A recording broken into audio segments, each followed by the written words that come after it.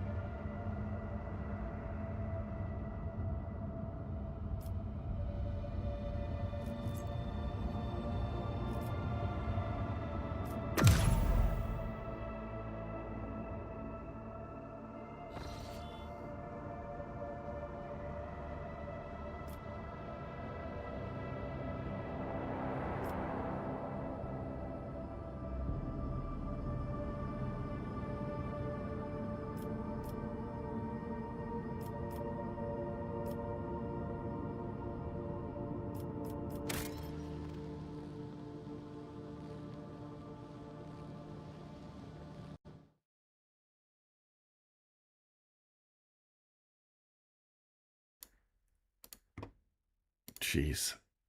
Technology. Okay, here we go. That's it fixed. No talkies, just clickies.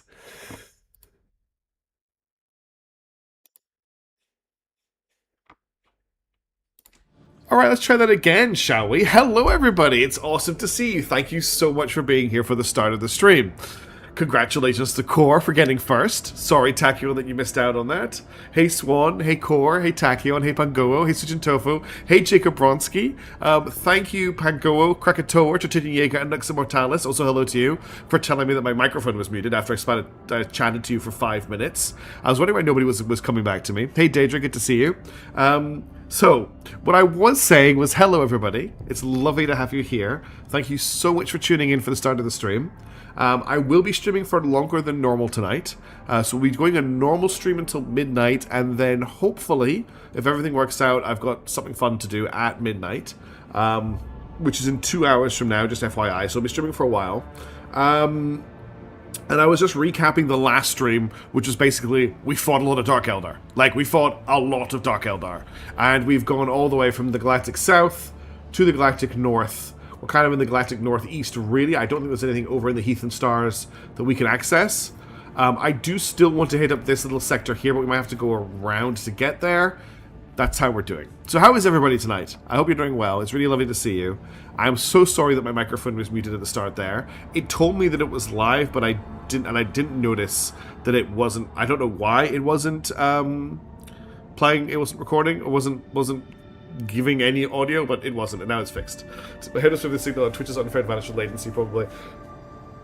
Honestly, Tachyon, what actually happens to give you a little bit of a sight behind the screen is I have to start the Twitch stream and the YouTube stream separately, and it's usually random which one I start. It's whichever window is open after setting everything up. I click from one to the other. And it's basically whichever one I click on first is usually the person who gets first. That's kind of that's I don't like do it in my deterministically. I just pick one at random, so that's probably what happens there. All right, on to Rogue Trader. We've got some adventuring to do. Let's chart new routes from here and see what we've got. Okay, nothing new from here. Now, that means we can't get over to these stars here. We can chart a course. I'm thinking that what I want to do is I want to fly back to Narmer 4 and chart a course from Narmer 4 over to Neos Carotis. I've got 12 Navigators Insight. The other option is we fly from here down to Mundus Nullius, up to the Tolian Passage, and then try and clean up this route to Levia's Heart. The screen? What's going on with the screen now? Have I... Oh, I've done it on... Oh my god. Guys, I am just a mess tonight. I'm an absolute mess. I was on the wrong one. Twitch was fine, but not YouTube. It should be fine on both now, right? Yes, it is fine on both. Good goodness. Okay, here we go. Should I just end the screen? Should I just end the stream now? Should I just end the stream now? Yeah? So let me try this again. So, we can't plot a course anywhere new from Mortis to Chaos. So what I was thinking was we travel to Narmer 4, and we chart a course to Neos Carotis, which is going to use up a little bit of our Navigator's Insight, but we have a decent amount of Navigator's Insight at the moment. The other option is we travel from here down to Mundus Nullius, over to the Latouchian Passage, and then we try and clean up this route to Levia's Heart, which is probably going to use up about the same amount. We can blame Frost. Yes, you can indeed blame Frost if you want to. The blaming Frost is pretty traditional anyway. You're getting all the problems out early. Should be smooth trailing. I hope so, Daedra. I really hope so. It's been one of those weeks. So I have a Xenonauts 2 episode in the can that's going to be releasing after this stream, and let me just say it's been one of those weeks. Yeah, that Terror mission was something else. Really puts the terror into Terror mission. Okay, let's see if we can get... because basically the reason I wanted to access these stars here is these are the only stars we have on the eastern periphery of our sector that we haven't accessed. Everything else is to the west, and I don't want to go flying around the western side until I've cleared out the eastern side. So I just want to get these 3 systems dealt with. So we're going to jump to here, which is an unsafe jump. It should be fine. We got 6 profit factor. Oh, Falstone upgraded. Cool. That night, the Lord Captain and some of our crew were awakened by beautiful music. The sound seemed to caress their minds, until they realized that the source was their own bodies. This has happened before. Yeah, our body parts play music, and we get away with it. Oh, thank you so much for the bits, Kashmir. I still haven't done like a thing for that, but I really, really appreciate the bits. Is that cheering for me actually fixing everything? Alright, so I can chart a course here, which will cost me 3, and then I'll need to climb that course up, which will cost me about 2. There's definitely going to be people who tell me not to do this, but I think it's fine. My niece plays music too. Thank you for the bits so much, Kashmir. Good. Let's chart the course. And then I'm going to make it an unsafe route, so it's going to cost me another 2. And now we can jump from here to here. The tech piece report a brief malfunction in the Geller fuel generator that left the vessel exposed to the warp for a brief second. According to the Enforcer reports, something did manage to get into the ship and is now prowling the dark corridors of... Percent message, percent 500 bits from Kashmog0 at. Yes, thank you, Sujin Tofo. That's the celebration. Oh, so it's Kashmir Goad, which is really funny. I've been power watching Xenonauts. I'm not caught up, but you're doing great. Thank you, Dave. That's very kind of you. So there's something on the ship. We can send patrols. We can isolate the chamber until the vessel leaves the warp. That might be a better way, but we don't want to find it while we're in the warp. A part of the ship was isolated from the rest until it left the warp at the end of the journey. After the vessel emerged in real space, the chamber wasn't sealed. It was intact, with the exception of the crew who had barricaded in a far corner of the bay, had bravely visited the unknown center for as long as they could. Their remains have been safely disposed of. The thing that got in is called Dave. It ate the crew. The crew were eaten. Okay, we are now at Neos Carotis. Let's chart your routes from here. And then that gets us +1 insight, and then let's visit this system. I think that's a great one, the British Barbarian. Alright, we've got nothing too dangerous here by the looks of it. Let's explore. Scanalyze the planet. I've been enjoying the scanalyzing part of this game. Okay, we've got some phlogiston, there's 4 phlogiston available here. Our current phlogiston income is 8. I only have 4 extractiums left. I don't know if I need any more phlogiston right now. There is also adamantium here. My current adamantium income is also 8. So there's good resources here, but not resources I need right now. I'm not gonna invest in this world at the moment. We can come back here if we need to. This is less of a planet and more of a rock. There is some loot here. We just got some stuff, okay? Not going to get much of this gas giant, I don't think. Check colony progress. I will once we've cleared this area. Because Fausto definitely has a new upgrade we can buy. Okay, there's plasteel here. There's only one plasteel that is not worth investing in.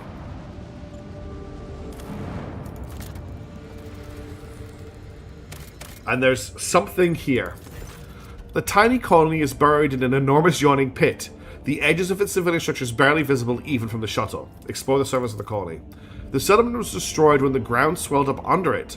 The forlorn bones of dead colonists are strewn amid the rubble. On the edge of the crater, the scouts discover a tunnel entrance. Apparently there was an explosion in the cavities built beneath the town, whose unsuspecting people fell instantly into the chasm that opened as a result. Near its gaping maw is a shuttle, overturned and blackened by the blast, forever motionless. Well, this sounds bleak. Let's investigate the tunnel. We got some misc trophies, okay? Oh, we got a living snare. I'll have a look at that in a second. Deep beneath the rubble, the scouts uncovered the remains of warehouses, depots, and a veritable maze of suspicious tunnels gated with airlocks.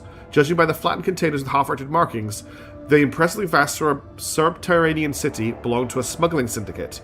So we got the living snare, which gives plus 15 weapon skill and strength to the cyber... No, plus 50 weapon skill and strength deals 100... No. It gains plus 50 weapon skill and strength and deals plus 150% more damage. Its attack opportunity is always against the apprehended target cancelled movement and critical hit chance. That's a very good upgrade for the Cyber Mastiff. And then just some miscellaneous cargo.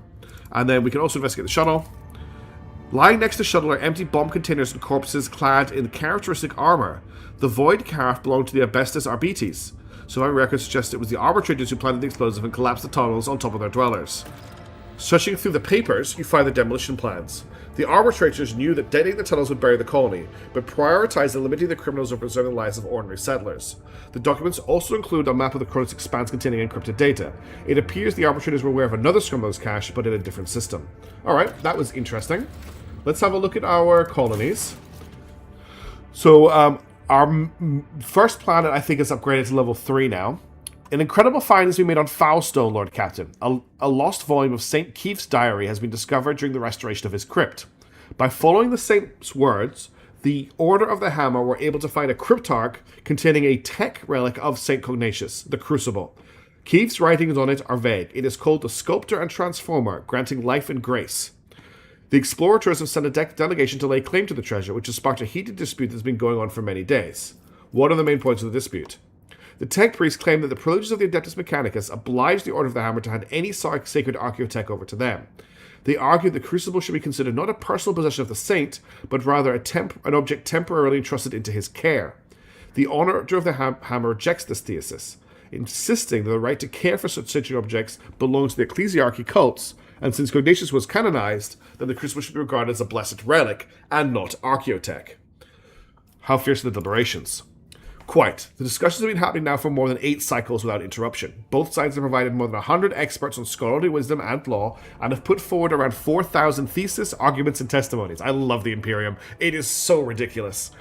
A special Administratum Commission, comprised of 200 armed clerks, has arrived to pass verdict and enforce the law.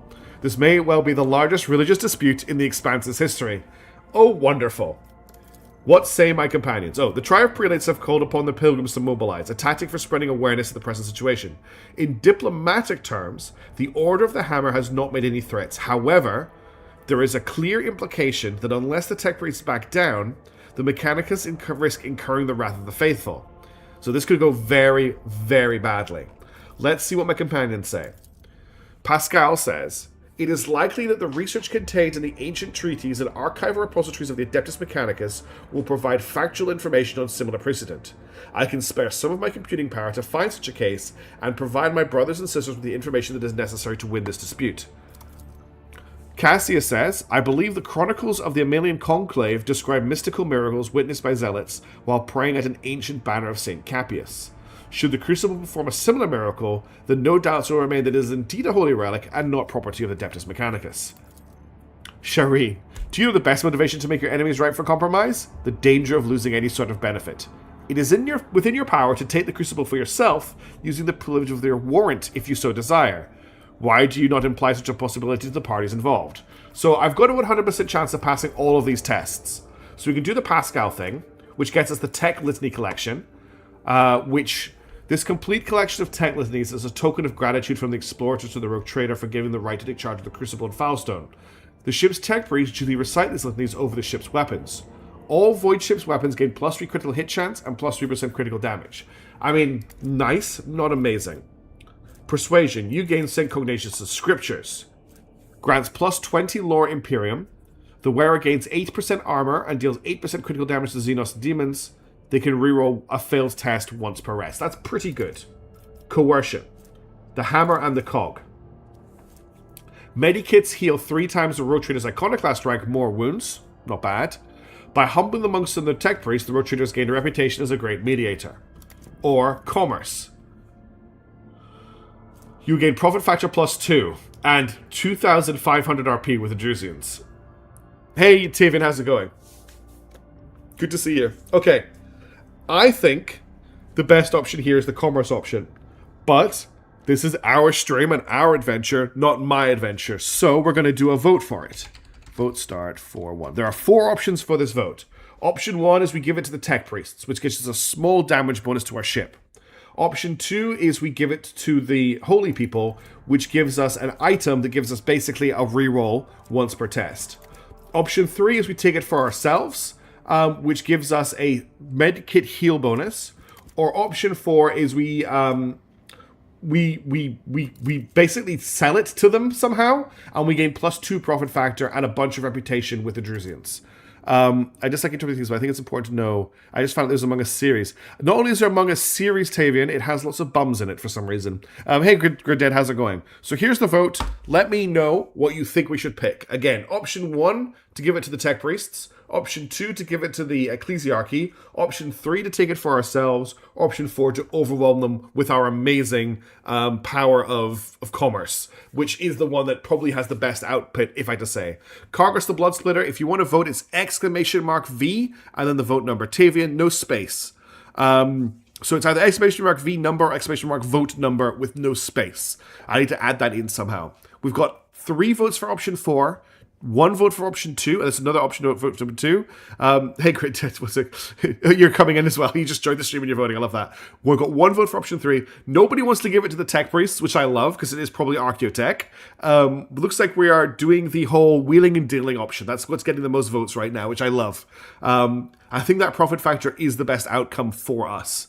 We've got probably about 30 seconds. We've got less than 30 seconds left in the vote. Thank you, everybody, for voting. I really appreciate it. Hey, Atomic Artichoke, thanks for voting. We've got 6 votes for option 4 now. I think it's jumped to 7 votes for option 4. The vote is now closed with 7 votes for option 4. So that's the option we're going to pick. Call a Congress of Believers and respected ecclesiarchies. Do you have jobs to the new Twitch jobs for Rogue Trader active? I think I do Congress, but I don't think they're active yet. Let me just quickly check that, because I don't want to not have them active. I don't actually know if I have to do something special to activate them. How do I activate Twitch drops? Does anybody know? I think it's in viewer rewards, and then it's in drops. I've got drops turned on. Yes, I don't think the drops are active yet for Rogue Trader until midnight my time, which is when I will be I will still be streaming at that point, though. I think kicking me out of AdMech hands enables a decision later that can be a pretty good blessing. But oh, cool! I do desperately need profit factor. You are right. I'm voting to sabotage. Oh, great! We're dead. All right, we're calling a Congress of Believers in respect to the Ecclesiarchs. We will overwhelm the Explorators with sheer numbers. High factor commerce system. It shall be done, Lord Captain. 5 experience, profit factor gain 2, faction reputation 2,500. Continue. People concerned about the fate of the Crucible descend upon Foulstone in droves. Among them were not only high-ranking clerics, but also powerful aristocrats and other people of influence and piety. Realizing the likely consequences of continuing their struggle, the Tech Priests had no choice but to back down. The Explorators have made peace with their loss and asked permission to conduct several of their own rituals with the Crucible. When the Tech liturgies have been completed, the Tech Priests departed. Research into the Critical has identified it as a device for surface terraforming. Fueled by the geothermal energy of the planet. Thank you so much for the follow, Warplock. I really appreciate it. It could turn a wasteland into a blooming garden. However, a way to launch it has yet to be found. We found... what did we find? We found a Garden of Eden creation kit. I'm going to start Act 3 and I've just have it just overflowing. Your Crucible. So we got +2 security on all colonies, because we've got a crusade going on, and we got another +5 profit factor from the crusade completing. So now we can start doing these side things, these side projects. Oh, these are additional colony projects. I see. So we can do any additional, so we can do any of these that are available, or just a level 1 one. We can do any of them. Oh my god. There's so many we could do here. So we can't do any rank 1 ones because these are locked. But we could do a rank 2 one or a rank... We actually only do rank 2 ones. The only options we have here are Touched by Holiness. You get a level 1, a level 3, and a level 5. Okay. St. Ignatius left behind many treasures that are now coveted by powerful men and women. Rogue trader Incendia Corda possesses the shards of a priceless combi tool bearing the saint's fingertips. Formally reclaiming the relic via the Adeptus Administratum will be a bureaucratic war requiring influential allies and nothing short of an army of clerks and scribes. But if it is passed into the safekeeping amongst the Order of the Hammer, it will be a grateful triumph for all the Fëanor. So all we need is greater than 20 profit factor, which we have. It will cost us 3 profit factor. We will gain the Shield of Faith feature for our ship, which is plus 30% Prow Shield. We will gain plus 2 efficiency for this colony, and we'll gain 2,500. Hey, Wooden Plank, indeed DLC day. And we will gain 2,500 RP for the Drusians. Or we can build a Hallowed Railway. A glorious mag train loaded with relics will run across Foulstone, carrying the light of faith to every corner of the world. This will cost us 2 plasteel, which we have 13 of. It'll cost us 1 mechanisms, which we are kind of struggling with at the moment. And it'll cost us 1 promethium, which we also don't have a ton of. But we will gain the Requimator. Whenever a wearer kills their target with a melee attack, all enemies in a 2-cell rage suffer 4 mental damage. That could be pretty good. It's also a holy train, which is important. 2,500 reputation with the Explorators, and we'll gain some complacency, which is actually quite nice. There's a Cemetery of the Faithful. The foundation of an honorary cemetery for the repose of the dynasty's best servants will create a new tradition in the Protectorate. Costs us 1 adamantium, which we have a decent amount of, 2 plasteel, which we have a decent amount of, and 1 phlogiston, which we have a decent amount of. So we can afford this very easily. We will gain the Blessings of the Fallen feature, which gives us a 5% bonus to evasion, get us Drusian, and it will get us complacency for all colonies, which is actually quite good. Or we can do the Thousand-Faced Relic. The monks demand a great work. Thousands of faithful with skin entirely covered in scars in the form of lines from scripture from St. Cognitius. This will cost us chemicals, which we have a lot of. It'll cost us people, which we don't have a ton of. It'll cost us promethium, which we have a decent amount of. 2,500 Drusian RP, plus 10 to our dogmatic rank, which is not something we're pursuing. Plus 2 complacency, plus 2 efficiency. That's everything we can buy. I think I would like to go for... The Hallowed Railway is the easy win here. I mean, the item is like 4 damage isn't amazing, but we could just give that to one of our melee characters. The 2,500 RP is great. The complacency is really, really nice. The Cemetery of the Faithful is also good because this is complacency for every colony, which means we're buffing all of our other colonies with nothing. I think you checked the item. What? It's scaling best based on something. It doesn't say it's scaling on anything. Whenever a wearer kills a target with a melee attack, all enemies in a 2-cell radius around the wearer suffer 4 mental damage. It doesn't have any scaling on it. I'm actually quite tempted to do Cemetery of the Faithful here. Right-click the Requimator, then right-click the number. Base value plus willpower. So it's running off characteristics. It's running off the character's willpower. So it would work really well on Heinrich, who has a very high willpower. Thanks, Wooden Plank. Also, I found out from comments that the Carouse skill removes the negative penalties from injectors in this game, which I had no idea that it did. So it gives you to cast your Heinrichs, it does more damage, yeah. So I'm torn between Hallowed Railway and Cemetery of the Faithful. Cemetery of the Faithful is plus 1 complacency to all colonies. Hallowed Railway is affordable for us. The only problem is the mechanisms. We don't have a lot of mechanisms available to us right now. Yeah, Blue Numbers just getting with something. I didn't learn this till Act 3. Good. I'm going to go for the Hallowed Railway to get the Requimator. So that's done. We now just need to make sure we get some more of this. Okay. Let's quickly check our other planets. You guys, I don't think, can build anything right now. We're waiting for more stuff. Dragonis has just completed its... Emporium. So we can have a look at a level 2 upgrade for it. What are the 3... Cargus, I'm letting chat vote for it. Mostly chat goes down Iconoclastic, but sometimes they get super dogmatic. The Chaos of the Chat Gods need. So there's a lot of options here. We got Genetic Mercy. The Genetic Purges will be stopped, the world needs working hands. This costs us nothing, It gets us 6 people. It gets us 10 iconoclastic points. It gets us +1 security, +1 complacency. That's pretty good. Doctrine of Rationality. According to the new doctrine, this enfranchisement will be servitorized or disposed of through hazardous works.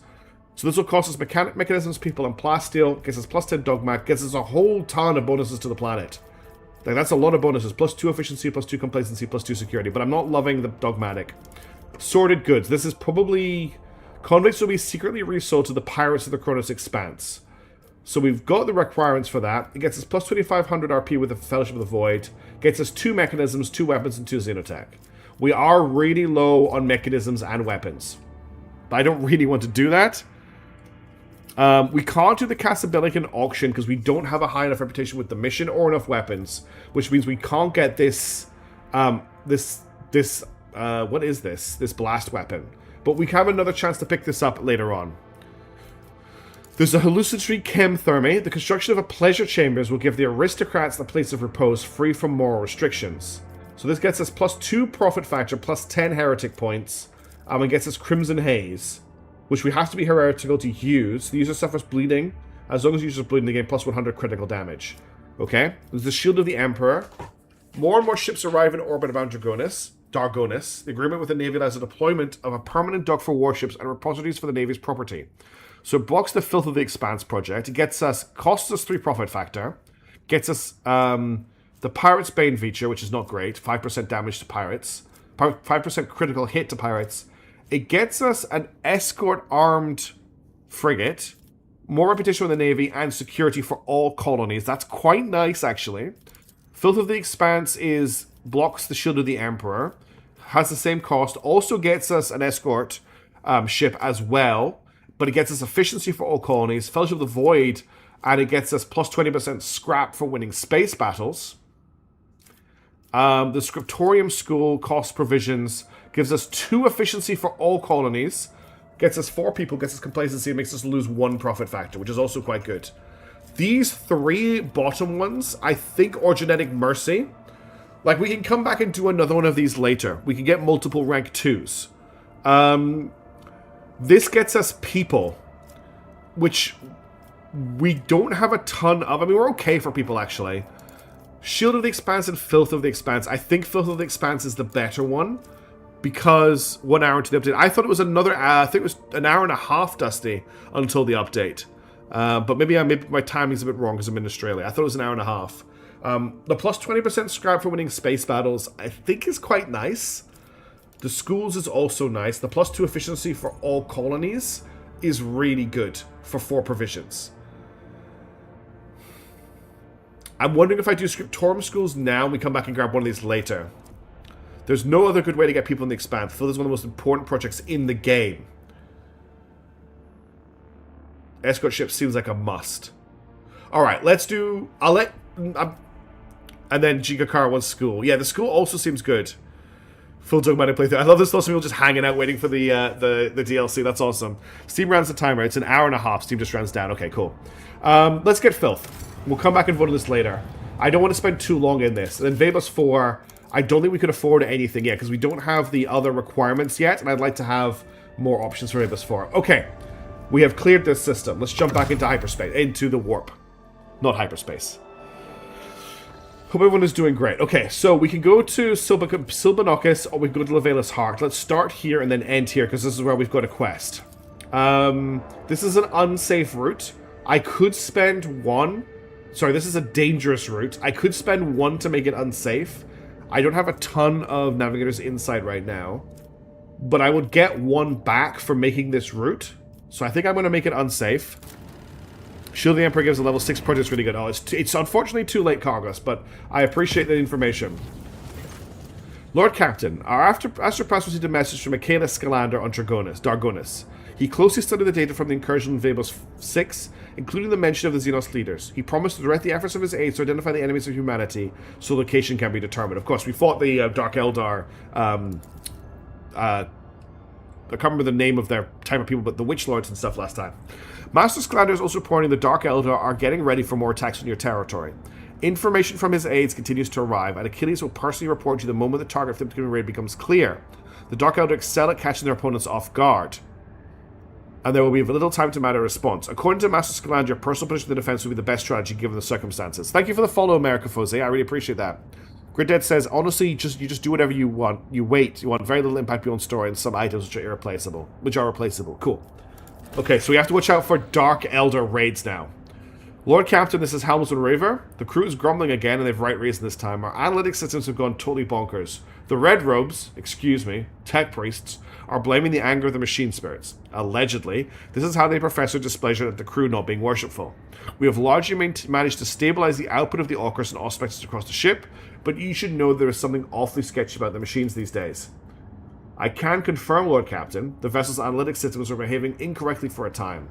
The cogitators could not produce statistical data and displayed meaningless numeric combinations instead. The augurs failed to correctly analyze matter and mistook solids for liquids and vice versa. Thanks to the tech priest's efforts, standard operation of the ship's mechanism has been restored. I am still registering sporadic reports of similar malfunctions, but we should now be able to handle them. Lord Captain, I humbly request an audience with you. Proctor Anther is interfering with the crew and is demanding to see all archival records of fugitive criminals we have ever received from the Imperial Navy. The matter is urgent, if you please. Could he just chill out? I'll leave with you immediately. Because he's really starting to cause a lot of problems on the ship. We've already had this discussion with him once. That once they've joined the ship, basically all crimes are forgiven. But now we're going to have this discussion with him again. I'm not impressed. He's cool, and he's got an awesome dog. But he's causing problems on my boat. Your ladyship, Proctor Anther is interfering with the work of the crew. He's intimidating them and threatening them, demanding access to the ship's sealed records. And as for his dog, I humbly request you take action. Victus, what is wrong with your hand?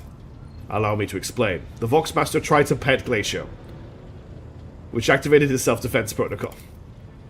Oh dear. As a result, I had to step away from my duties to have my implants replaced, esteemed Proctor. God, it feels good to walk outside and see the Jeep covered in mud again. That's awesome. I'm glad to hear that wooden plank. Have a good one. He'd be acting like the sheriff. That's exactly what he's doing, Dusty. I already apologized. In any case, what happened was the expected outcome from an unauthorized contact with a living weapon of the Adeptus Arbites. Victus, why did you try to pet Glato? I didn't. I did not try to pet him. It is not customary to keep such cyber beasts on a void ship, Lord Captain. This is my first encounter with such a creature. That Glato was following me all over the bridge. And you decided to interfere with his work protocol. I had studied the archives and found mention of a ritual to establish contact that involves offering and physical interaction with the beast. You're literally talking about bribery, a pointless act. Cybermastiffs cannot be bribed, and neither can arbitrators. Victus, so Solomon, stop interrupting. Victus, recommend yourself with a note in your personal file. Be silent, both of you. I think I'm actually annoyed with both of them, so I'm going to silence both of them. Victus falls silence, but she continues to glare daggers at the Proctor surreptitiously. Solomon only nods. Solomon, why are you sabotaging the work of my crew? I was compelled to intervene. Idris Elba was just doing Luther to his best ability, yes. I was compelled to intervene as Glacio had intercepted a suspicious signal. The encrypted message contained the words heresy and fugitive. I managed to track the signal back to the Voxmaster's workstation. I needed to dispatch Glacio on a reconnaissance mission to obtain new evidence and ultimately to ensure your safety. In other words, you sent the beast to follow me. Oh, guess who's woken up and wants to come into the room? Give me 1 second, I need to let the doggy in. She was fast asleep when I came through here. Hello, dog. In you come. Good girl. Let me put you into bed. Come on. We're not messing around tonight. We've got a lot of ground to cover. Here's your bed. In you get. Good girl. Good girl. Sit. Get cozy. And there's your blanket over you. You're a nice little dog burrito. Alright. She'll probably wake up in a little while, but for now she's sleeping. The Mastiff's at the door, yeah. I questioned the crew in the Voxmaster's absence and established that the wanted bulletins sent by the Imperial Navy were being completely ignored. I suspect that Senior Officer Toloman is abusing your trust. What do you say to that, Victus? She presses her hands together. Reports of fugitive criminals, which number in the hundreds, are of low priority. What's more, I know that Lord Captain Theodore was most adamant on the matter. If you forgive me, her exact words, "We're not a Crocsdam bounty hunters." The Proctor would know that if he brought his questions to me, rather than interrogating astropaths and comms officers. As for the transmissions, the frequency used by the senior officers is encrypted. I informed the staff of the situation regarding the voidsman who was earlier brought before you on the bridge for trial. Need I remind you, Lord Captain, that Project Anthar has no authority to access transmissions conducted by the senior officers of the Rogue Trader's flagship. Not to mention the signal was unlawfully intercepted. Were you aware there was a runaway heretic hiding with the ship's crew? No, Lord Captain. He was not on the list of wanted criminals in the Cronus Expanse. I assume it is because of the relative insignificance of the heresies he's accused of by the Calexian authorities. Perhaps Proctor Anthar has information to which the Imperial Navy does not have access. Solomon, what are you suggesting? Your flagship is untouchable for external inspections because of its high status, and criminals are taking advantage of that. So you need an internal audit. You need to pull up the archives of wanted bulletins and double-check the crew records.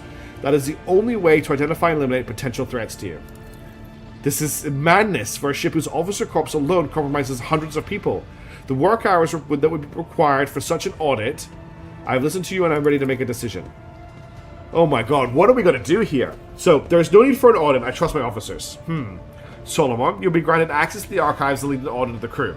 Victus, you and Janus will double-check all the crew on your own. Do not involve the Proctor.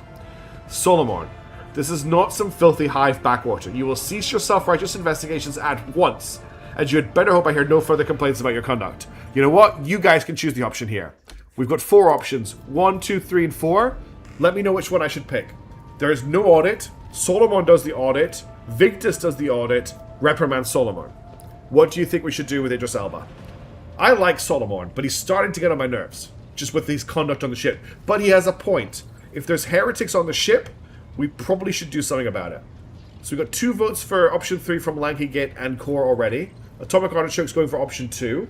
Daedrus going for option 3. Chicken Bronze. Okay, 2 for option 4. I'm surprised that people want to reprimand him. I didn't expect that. This is actually quite a close vote so far. 30 seconds left. You need to do exclamation mark and a V, Dusty, if you want your vote to count. Unfortunately, the system doesn't register just a number. Okay, we got a tie now between option 2 and option 3, which I was definitely not expecting. Dusty's option 3 vote pushes it ahead slightly.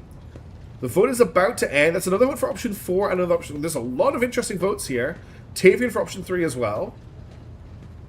Okay, the vote is closed after a very tight vote, I have to say, with Victus and Janus doing the vote. So that's what we're going to pick.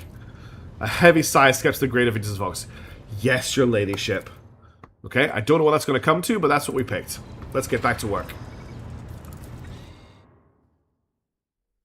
Probably not the outcome she was wanting from that interaction. Okay, first we're going to chart new routes, which should get us back the point we lost. It does. Now we'll visit Silbanacus.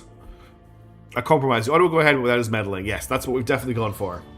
Alright, we've got some Eldar ships here. These are Eldar pirates, not Dark Eldar, I'm pretty sure. We'll give them a fight. But let's start with the Space Dust over here. We got some Promethium. She's definitely know that she needs to do more work. I think she does a lot of work as it is. She's not a slacker. Nothing on this lava world.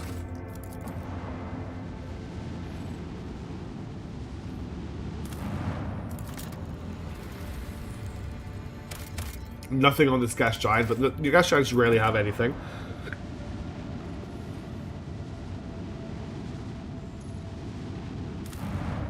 Anything on this dead world? We've got Xenotech. Our current Xenotech set level is 7. We have 2 Extractiums giving us it, and then we have a Colony Ward as well. So I could put down Extractium for another 4 Xenotech. It's pretty rare. I'm worried about how few Extractiums I currently have. But I think this is worth extracting. Gas Giant have H3, which the Imperium currently unable to do anything. Yeah. I'm sure there are out there STC templates for what to do with H3. It's just not very common. Or they've got more... Promethium is just a more efficient fuel. Actually, I doubt. Okay, we have something here. Idex is a planet of no particular note. However, the small station suspended in its orbit sends a distress call to your ship. The man in the hurried Vox transmission introduces himself as the planet's governor and asks for the Rogue Trader's assistance in a delicate matter. Not heresy for us, we're a Rogue Trader. Totally fine for us to deal in. He promises to supply the details in a private Vox conversation. Let's see what we know about the planet. It appears Idex recently suffered a coup. One of its noble families seized power and made outcasts of the former dynasty. Such plots are not uncommon, although notably, IDEX has become less prosperous under the new government. I'm happy to speak to him. The governor transmitting on your personal Vox frequency whispers that IDEX's current authorities are not who they claim to be. There has been an uprising on the planet, and a heretical sect has seized control. The governor pleads with you to launch an immediate strike on the governmental palace. With their top tier obliterated, the new authorities will be unable to hold on to power. Well, this is a really...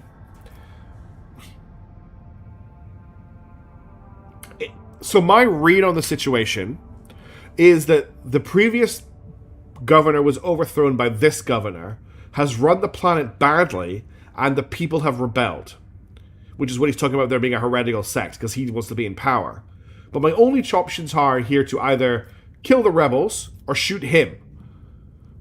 And there's not really anything else I can do to investigate.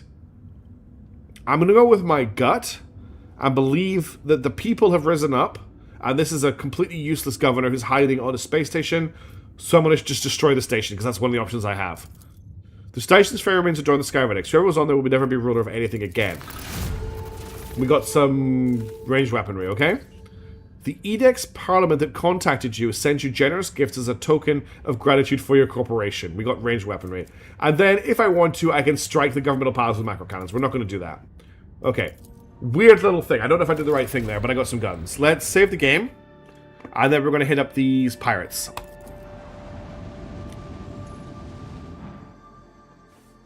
And we can watch me lose another space battle. Although I think I'm getting better at these. And I definitely want to level the ship up.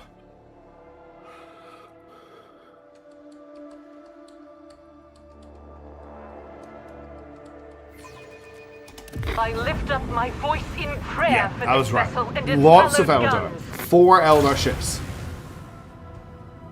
And they're getting to attack us first turn, which is usually really bad for us.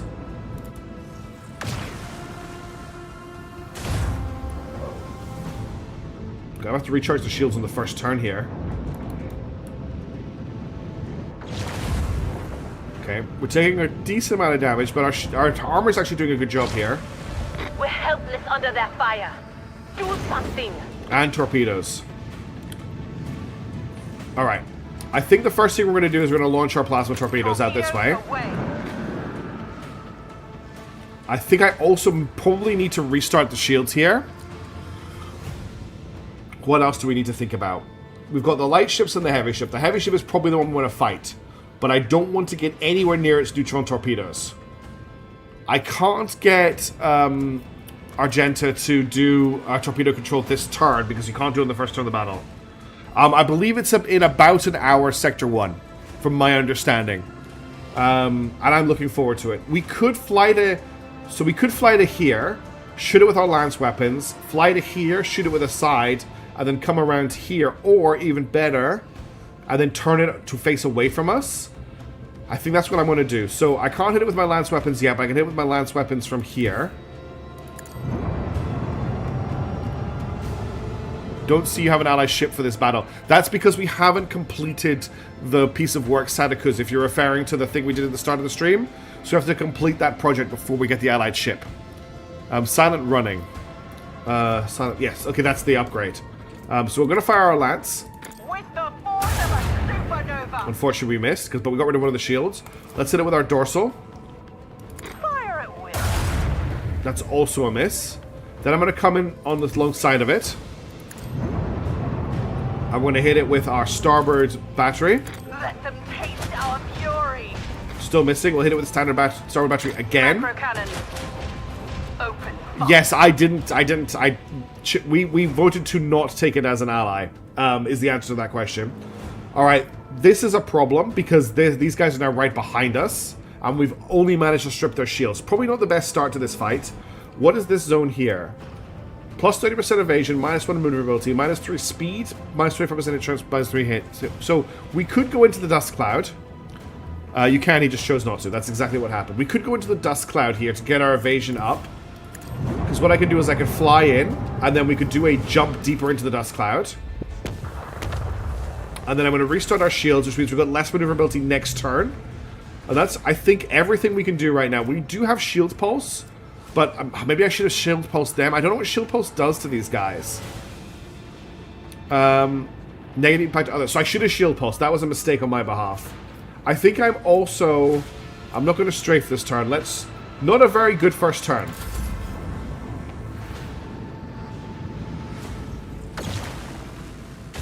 The Void Shield has been weakened, but the armor is still strong. Oh, I just got an achievement for making use of tactical areas. Okay, they're not getting involved with my torpedoes, which is something.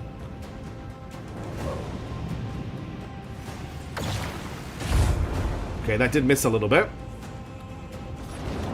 Oh, they launched torpedoes right next to us. Okay, I'm going to get Argenta to take to make the torpedoes move.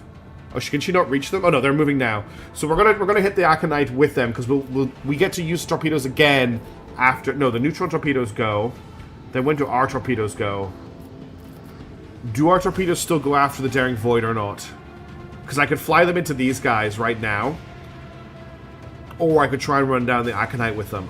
I would like to try and run down the Aconite with them. So I'm going to take the risk that we can do that. Okay, back to us. We've got our shields back. Your torpedo goes after your ship, so we do get... Okay, go. We've got our shields back. The big problem is we've got these torpedoes right next to us. I'm not sure if I can warp wave torpedoes. I don't want to do it while I'm sitting here. We also have very limited maneuverability this turn because we restarted the shields last turn. We could sidestep over to here. The big problem is he's in our rear arc at the moment. I haven't got shots on him. Remember to dump out fighters. Yes, that is a good point. We could also launch more torpedoes. Our torpedoes are very powerful, but I do think some fighters would be good right now.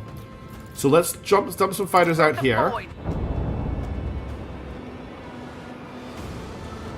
We're in a very, very difficult position right now. If I go here, I don't think I do have one shot on him at the port and the dorsal weapon. So I think that's what I have to go for. But I think I need to shoot at the torpedoes, to be honest. When do these torpedoes go? My fighters can shoot the torpedoes. I think we're okay.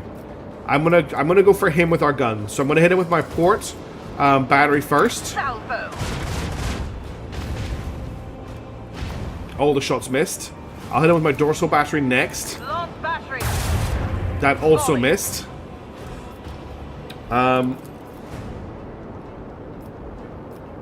I can turn the torpedoes around to make sure they don't come for me, or I can turn him around. I'm going to turn him. Okay. And that's really everything I can use, except for a strafe, which I will use to go this way. And that's everything I've got this turn. Okay, now it's my interceptors, who I want to shoot at the torpedoes. Okay, good, the torpedoes are gone. And I'm going to get them to fly to here. I think the drops activate when the DLC goes live, which is in about an hour. We're getting wrecked, Damon, is what's happening here. Okay, my torpedoes did not go when I thought they were going to go. It looks like they might be next. Yes.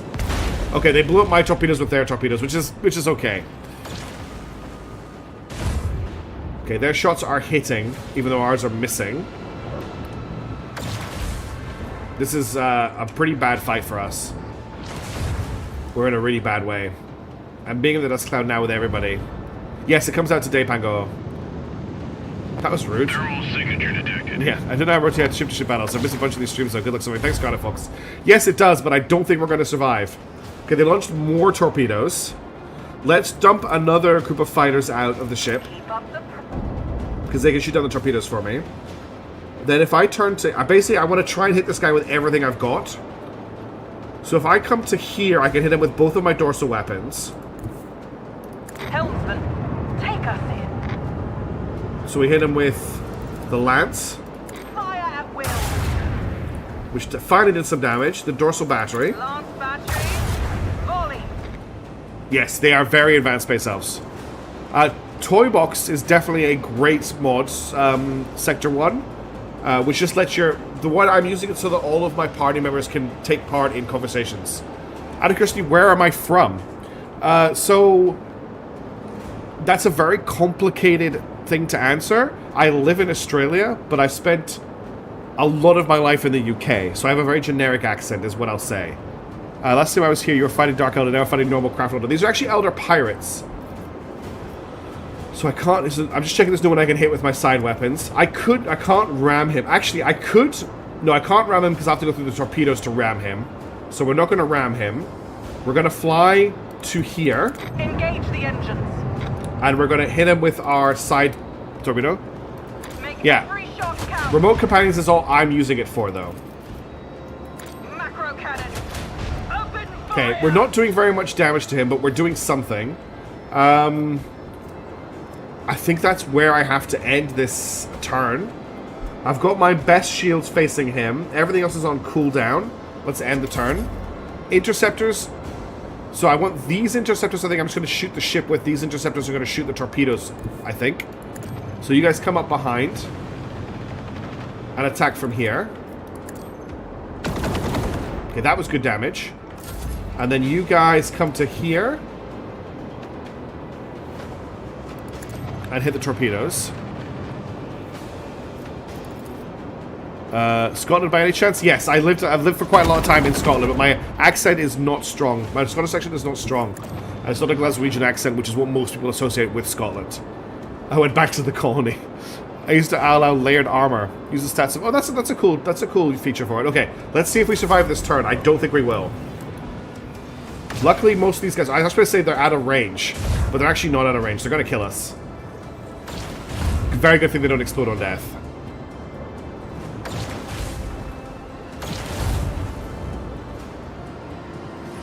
Okay, so I've got torpedoes for this turn, and I would like to hit him with torpedoes.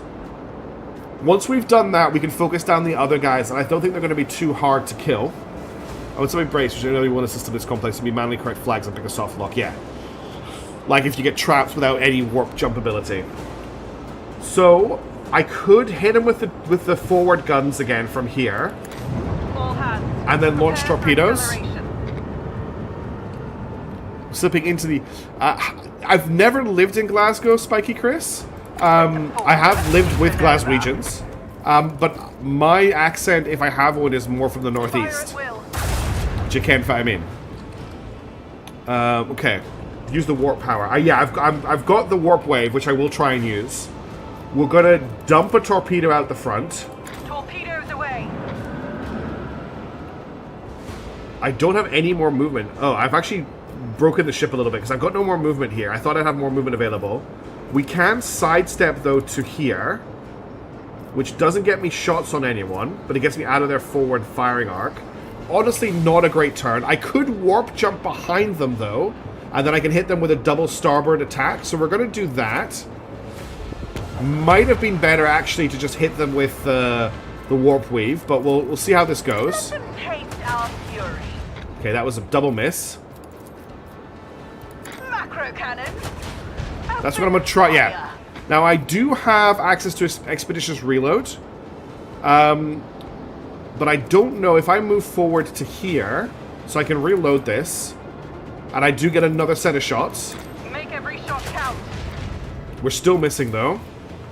Let them taste our fury. Still missing. Okay. Just a lot of misses in this battle. Coordinates set. We're right behind them. That's everything I can do. Got nothing for my port gun to do, so let's end the turn. My interceptors are going to... They don't have range to hit those torpedoes. They do. I want to kill the torpedoes. It's just very, very important that I do. Why was your port size 70 long range? Because that's what I've got equipped, Damon. The ship has its own inventory. The weapons that I've got are just different. The flak ammo is very useful for these guys. Shame I don't have it yet. It is a shame I don't have it yet. Okay, we're going to harass this guy. Your poor god must be worshipping chaos to miss from that range. Look, they're basically aiming by sight. Okay, there goes... Did they take out my fighters? Damn, they did. Don't die. Ooh, that's a lot of damage. Begs for our aid.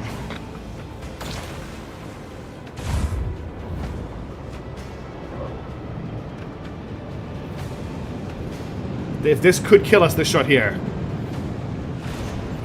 Okay, they didn't shoot us. They didn't shoot us.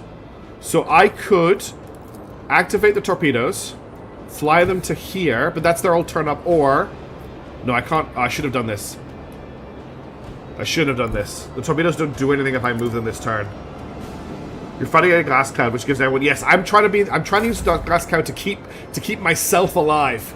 I'm going to try a warp wave just to see if it kills them. Good. Okay, the warp wave did a lot of work for us there.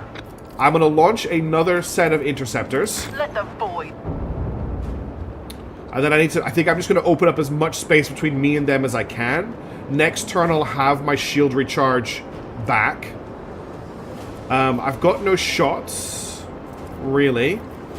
I could do a swing run, yes, but I'm on such low health that I don't know if a swing run is the right shout. I think maybe just running as fast as I can is...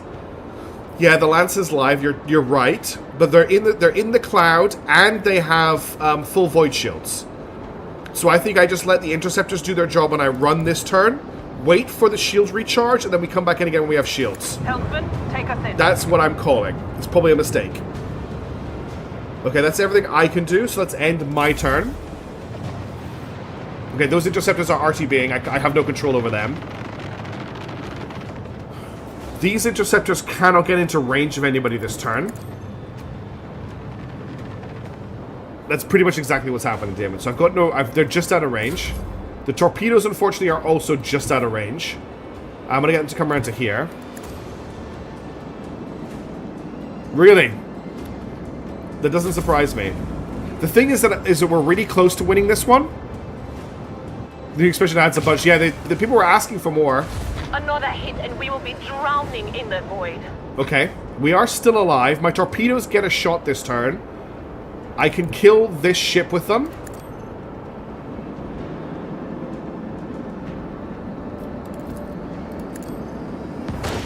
Okay. There is only this ship left. And I have Imperium Storm if I want it. Now I could do a swing run. Where is swing run? To come back around. We're using Dark Elder Trumps against Eldar. We are indeed using Elder Trumps against Eldar. There's 2 ships left. Oh, yeah, I didn't kill them. Really? I did not know that grid did. I thought I had to just detonate them like that. You should storm first. Well, now that I know this guy's in range, I am going to storm. Okay, he's down, so there's just this one remaining. Where did that shot go? Okay, there's only one enemy ship left now. So what I could do is I could do a swing run and then turn in to get him in my lance. And then reset my shields. If they hit directly. I didn't know that. Thank you for the information. Okay, let's swing run. Engage the engines! Alright. We'll definitely... Before I forget, let's restart shields. And I'm just going to move to here. Helpman, take us in. And that's my turn, I think. I'm also going to strafe over here.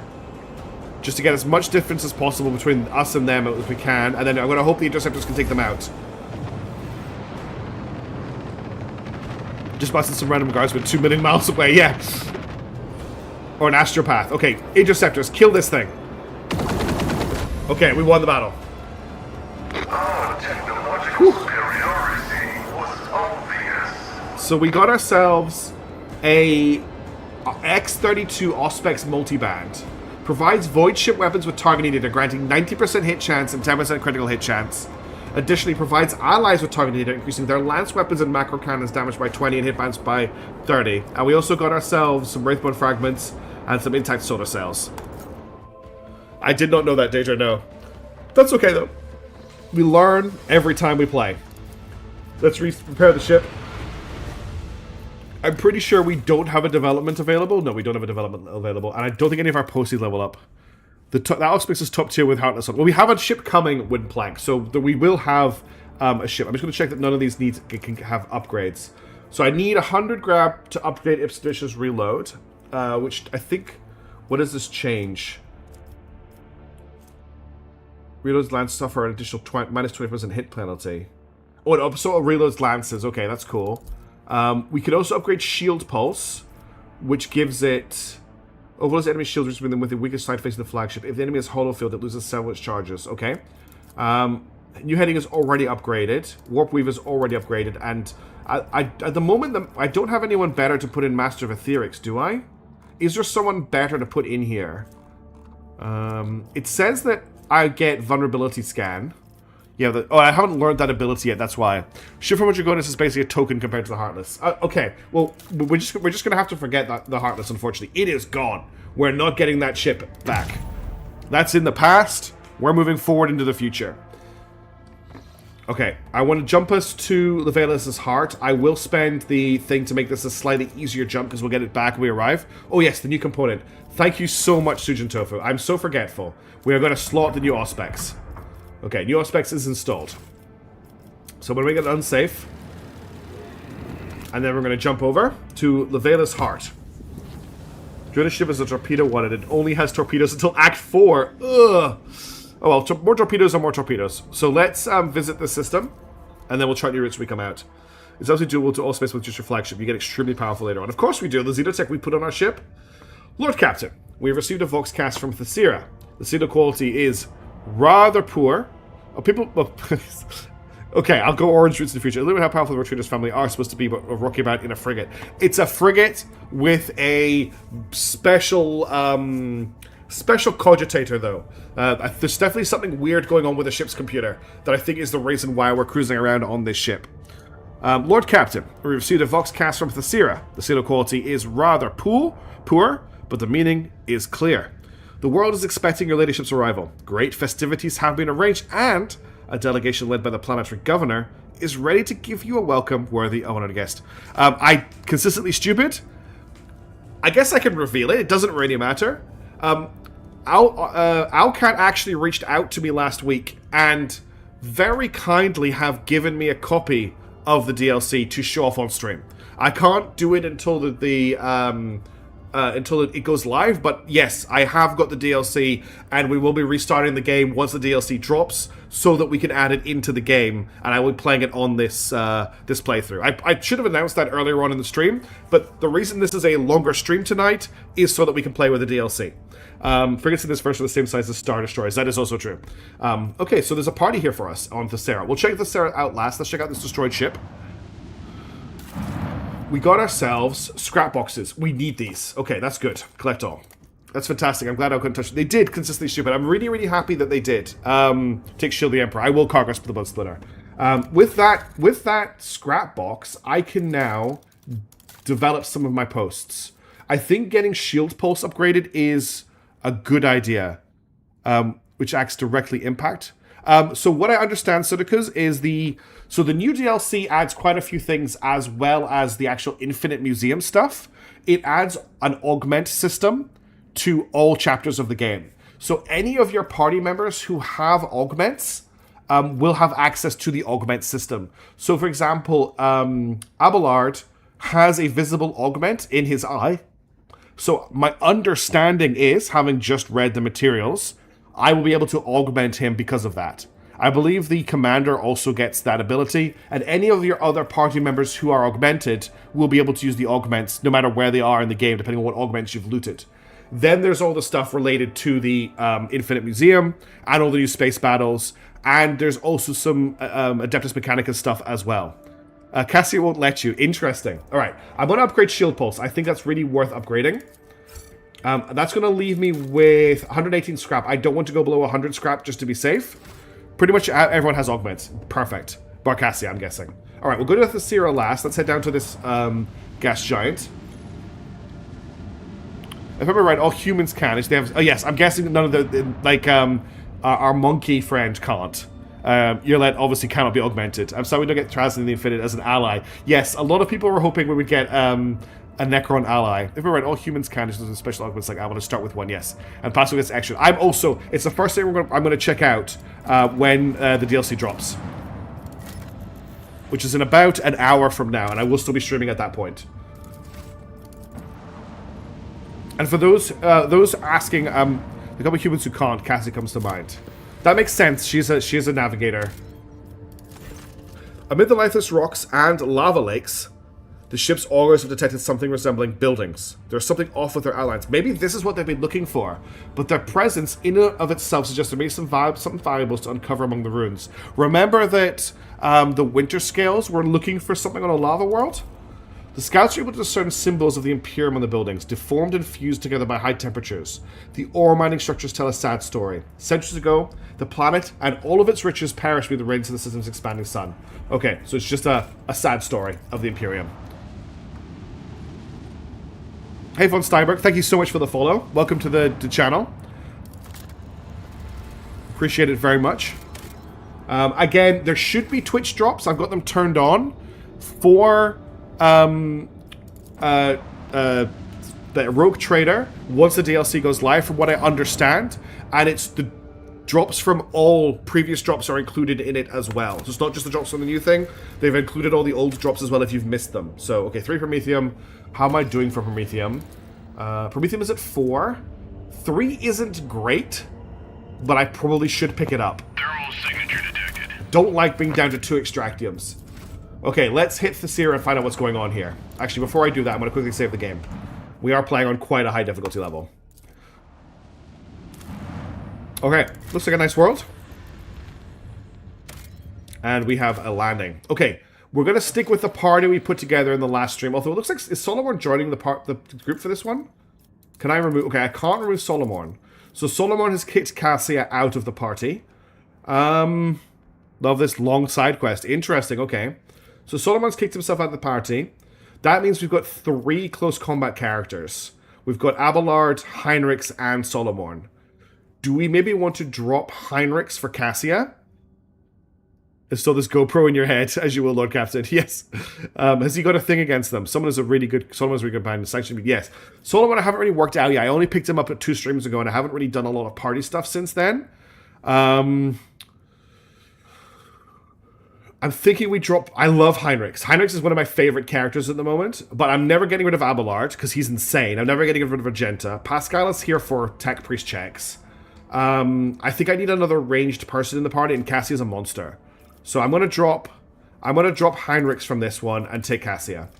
Just so that I've got a balanced party. Thesera. What is going on here? Abelard, relax. My greetings to Frost. Von Steinberg. Thank you. And Ulfa. I don't know who's this Ulfa person you're talking about. I've never heard of them. Drop Argenta. We're never dropping Argenta, wooden plank. It's just going to have to be.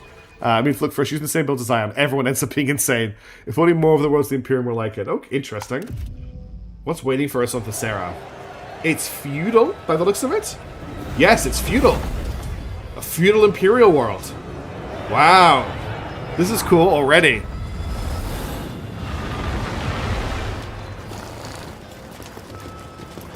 Oh, I like this. Look at the musical servitors. And once you get halfway through the second class, everyone just starts being a monster and solve the game.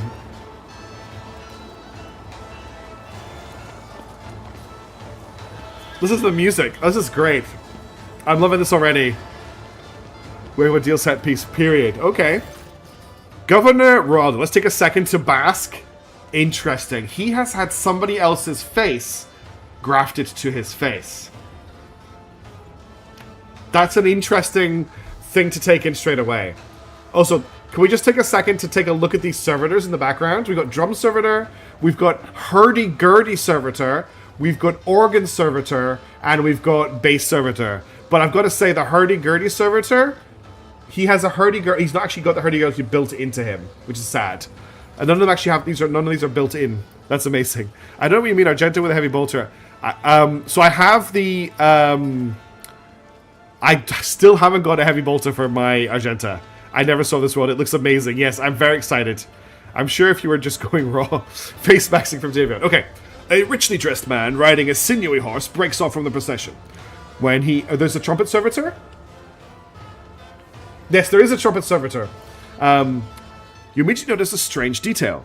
The man's face is pinned to his head with precious fastenings that stretch the skin across the skull. Celestial guests, there is no higher honor us to extend our hospitality to such noble eminences. Her Celestial Highness the Rogue Trader, and an illustrious judicator of the Imperium. All of the Thesera clamors, trembles, and cheers, Ruraldo the Fair-Faced, Governor of Thrassa, at your service. We should be courteous. He's being courteous. Nothing is gained from being rude. I thank you for your courteous welcome, Governor. However, we have come here to address a grave concern. But of course, Your Celestial Highness. It would be my pleasure to discuss whatever topic you have in mind.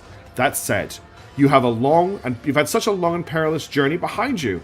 Like any self-respecting host, I must first propose... Oh no, a jester has arrived. This is rudeness. Rudeness beyond compare. Oh no. This is getting concerning. Bluff the court fool. A smaller figure steps out of the crowd, dressed in the motley attire of a court fool, and wearing a sneering mask. My name is Bluff. I am Lord Raudo's good mood. I tickle his governorship with well-spotted jests and itty-bitty gossip. And now, I merrily doff my cap to our celestial lords and ladies, and hand them this here key to the Sarah as a token of our boundless loyalty. When in doubt, wave at Abelard. Seneschal, you take it. I do not wish to soil my hands.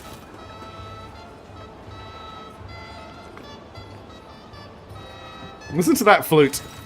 Abelard, wearing a grim expression, accepts the gifts in your stead. Though through comically exaggerated gestures, the fool displays his grief at being unable to hide the key directly, then steps back into the governor's shadow. We now have the key to Thessera, okay? Being the power god of grace that she is, would my celestial lady perhaps also deign to feast her ears to the latest Thessarian gossip to go with my gift? Sure, tell me the gossip. Well, slap my crocs. Fine then, listen to this. One Eye, terror of the common man, went out thieving one day. He sneaks into a hut, itching to fill up his sack, and what sees he? A scary big shadow on the floor. He turns, and right behind him, a giant, a monster, with hands like imperial columns. It grabs him by the throat and starts beating the air out of him like he's a ball of dough. Turns out, he's pulped by Murgoth's place, and she used to work the bone mill no worse than 10 men could when she was young. The fellow's been one eye ever since, and who is he glad he's not one arm or one leg? You could use toy box up to party size 7 just to make us slightly more freedom to get our favorites in. Da Vinci's easy to compensate if we needed to. That's an interesting possibility, Wooden Plank. I do like Bogart 2 party slots by always taking Abelard and always taking Argenta. Having finished his nonsensical tale, the fool erupts into acerbic giggling. Look at the governor. The governor clumsily attempts to stay in the saddle, and his utter lack of noble bearing are bewildering to you, because I'm a noble. It appears that the upbringing of Thracian aristocracy is as unimpressive as this world's technological state. Raldo. Abelard, announce the purpose of our visit to these provincials. Abelard clears his throat. Her ladyship, Frozerian von Valancius, inheritor of the greatest protector to the Crosus Expanse, and bearer of the Sacred Warrant, has graced the Sarah with her presence in order to discuss matters pertaining to the planet's tithe. The servers are kind of bad. I think a real living bard would be better by 30 times. Of course, Damon. That's what's so funny about them. I do really love the activity of this game. I like these little asides that point something out based off your background. It's great, consistently stupid. Enough. According to Data Protocol Calixtus Sigma UX 11.4, this Mu-class planet, type feudal, estimate rating E874, with an assigned tithe grade of Solution to Extremis, has not provided its due tithe amount in full. You have violated the Lex and are hereby under investigation. You are to present all related custom reports and shipping benefits immediately. The Proctor's voice carries no emotion, and Glacio silently bares his teeth, completing the image of the implacable hand of justice that has arrived on Thessera. I am most flattered by your attention, esteemed Judicator, and by this opportunity to serve the Imperium with even greater dedication than before. Speaking of dedication, we are already conducting a thorough inspection to see which scribe it was that bungled the tithe calculation. Fear not! The scoundrel shall soon be... Excuses are the hallmark of the guilty. Do not make your situation worse, Governor. Yes, we are here as the IRS. Cassius Mandible makes Bandrick so much to you, so losing her is painful. This planet is insanely done. Yes, Iontide, I'm loving it so far. Roger claps his hands together. Of course, Master Judicator. I will provide you with all the documents as soon as our internal review is complete. I assure you, it won't take long, and the report itself will be exhaustive. I believe there was something else the esteemed Governor wished to say? Thank you, Your Celestial Highness. We know your journey here must have been an arduous one. As a sign of our appreciation, we have prepared a veritable constellation of enjoyments in your honor. We humbly invite you to take a seat of our AMSEC, which is 40k alcohol, along with our finest dishes, and you may likewise savor some of the local entertainment. One of the court ladies will accompany you, so don't let even a single word of wish of yours linger without attention. Oh, thank you so much for the follow, Anton. I didn't notice that. I really appreciate it. Welcome on board. We have a court lady now, as well. A thin woman. This is the court lady. She probably knows exactly what's going on here. She has a interesting amulet that she is wearing. That looks like the same thing that was on the key to the city. A thin woman emerges with the torchlight. Her diminutive figure is practically drowning in a velvet and silk dress, and a blue stone necklace adorns her neck. Maeve, my celestial lady, at your service. Or Maeve. Someone leans closer. Based on my experience, I would say we've been assigned a spy under the pretense of generosity. But this is a good thing. We'll use this young woman as our source of information about the world. For now, it'd be wise to play along and question her thoroughly once we're away from prying ears. Okay, we've got a whole lot of stuff here. Relax, Maeve. Just pretend you're giving a good friend a tour of the place. She mentioned entertainment. One exquisite necklace. Very with Lel. Yawn. Remember, I do not want to hear a word of you. It's explicit. We'll be nice to her. We'll say relax. Vote yawn. Miles posthumously. I'm afraid it is easier said than done, my celestial lady. It would be like trying to imagine a mighty sun as a tiny ember. But I will do my best not to anger you by acting too nervous. Chat, do we want to look at the entertainments? I'm guessing you want to look at the entertainments. Very well. I would like to see what this place has to offer. I can tell by what I'm hearing that our executioner has already lit up the Phasmophorius, ready to give the condemned a warm welcome. Which means the governor's official whisper collector, that's me, has a whole lot of important business to get to. And so, I must leave you now, good sirs and ladies, lest I miss out on a hot batch of juicy tales. Terribly pleased to meet you all, on Adjudicator. But Bluff grasps Solomon's hand and gives it a vigorous shake. I mean, this world could have at least some kind of industry if all the buildings are roofed with metal plates and reinforced with iron and steel beams. Glacio bites him. Glacio bites him. Sorry for clapping next to the microphone. Okay, that's really funny. Oh, thank the God Emperor. Fuss likes our best girl. Before you could even blink, the Cyber Mastiff makes beside him sinks its teeth into Bluff's forearm, jerking it back and forth in a fury.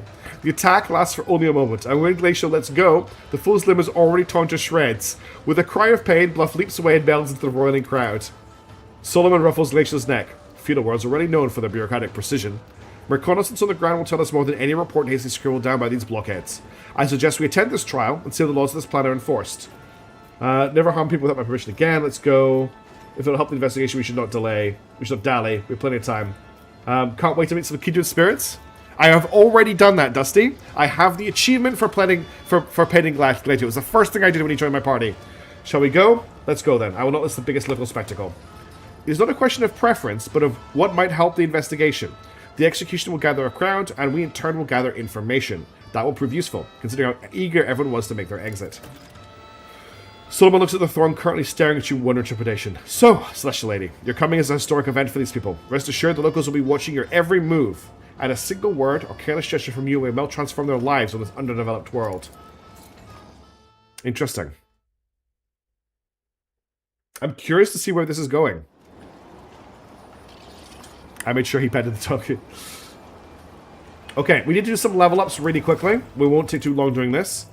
Okay, we just get our upgraded abilities. So we get a new overcharge here for our familiar. So what's the status of the DLC 1 quest? I've lost track. I don't want to spoil anything. I don't know what the DLC 1 quest is Wooden Plank Games, so I don't know what the status of it is. Whenever the familiar becomes a target of an enemy's attack, the overseer has their damage dealt increased by 2%. That's useless for us. Whenever the overseer uses overcharge, the familiar gains plus 30 to its key characters for 1 round. I don't think that does much for us either. Whenever the overseer uses their archetype ability, the overseer and the familiar gain 1 deflection for 1 round. That's pretty good. Whenever the overseer uses reactivate, yeah, we're going to grab the plus 1 deflection whenever we use our archetype ability, because we're going to be using we use our archetype ability all the time. So let's do that. Then for Abelard, steady superiority. I've never really used steady superiority on him. So, the first time in combat, he reaches 0 wounds while under the effect of steady superiority or heroic sacrifice. He restores 20% of his wounds. Until the end of combat, every attack gets a stacking plus 2% bonus to crit chance. Until the end of combat, the Archmilitant's attacks do not spend all movement points. He's already got ways around that already. But you're reaching 0 wounds now, but hey, it happens all the time for me. I'll take a look, Wooden Plank. The Archmilitant can use the heroic act of the Archmilitant subtype and the heroic act of the Warrior Soldier archetype in a single combat. No, Jude, that sounds pretty good, actually. I think I'm going to grab that on him, because I do use his soldier one all the time. Okay, Argenta.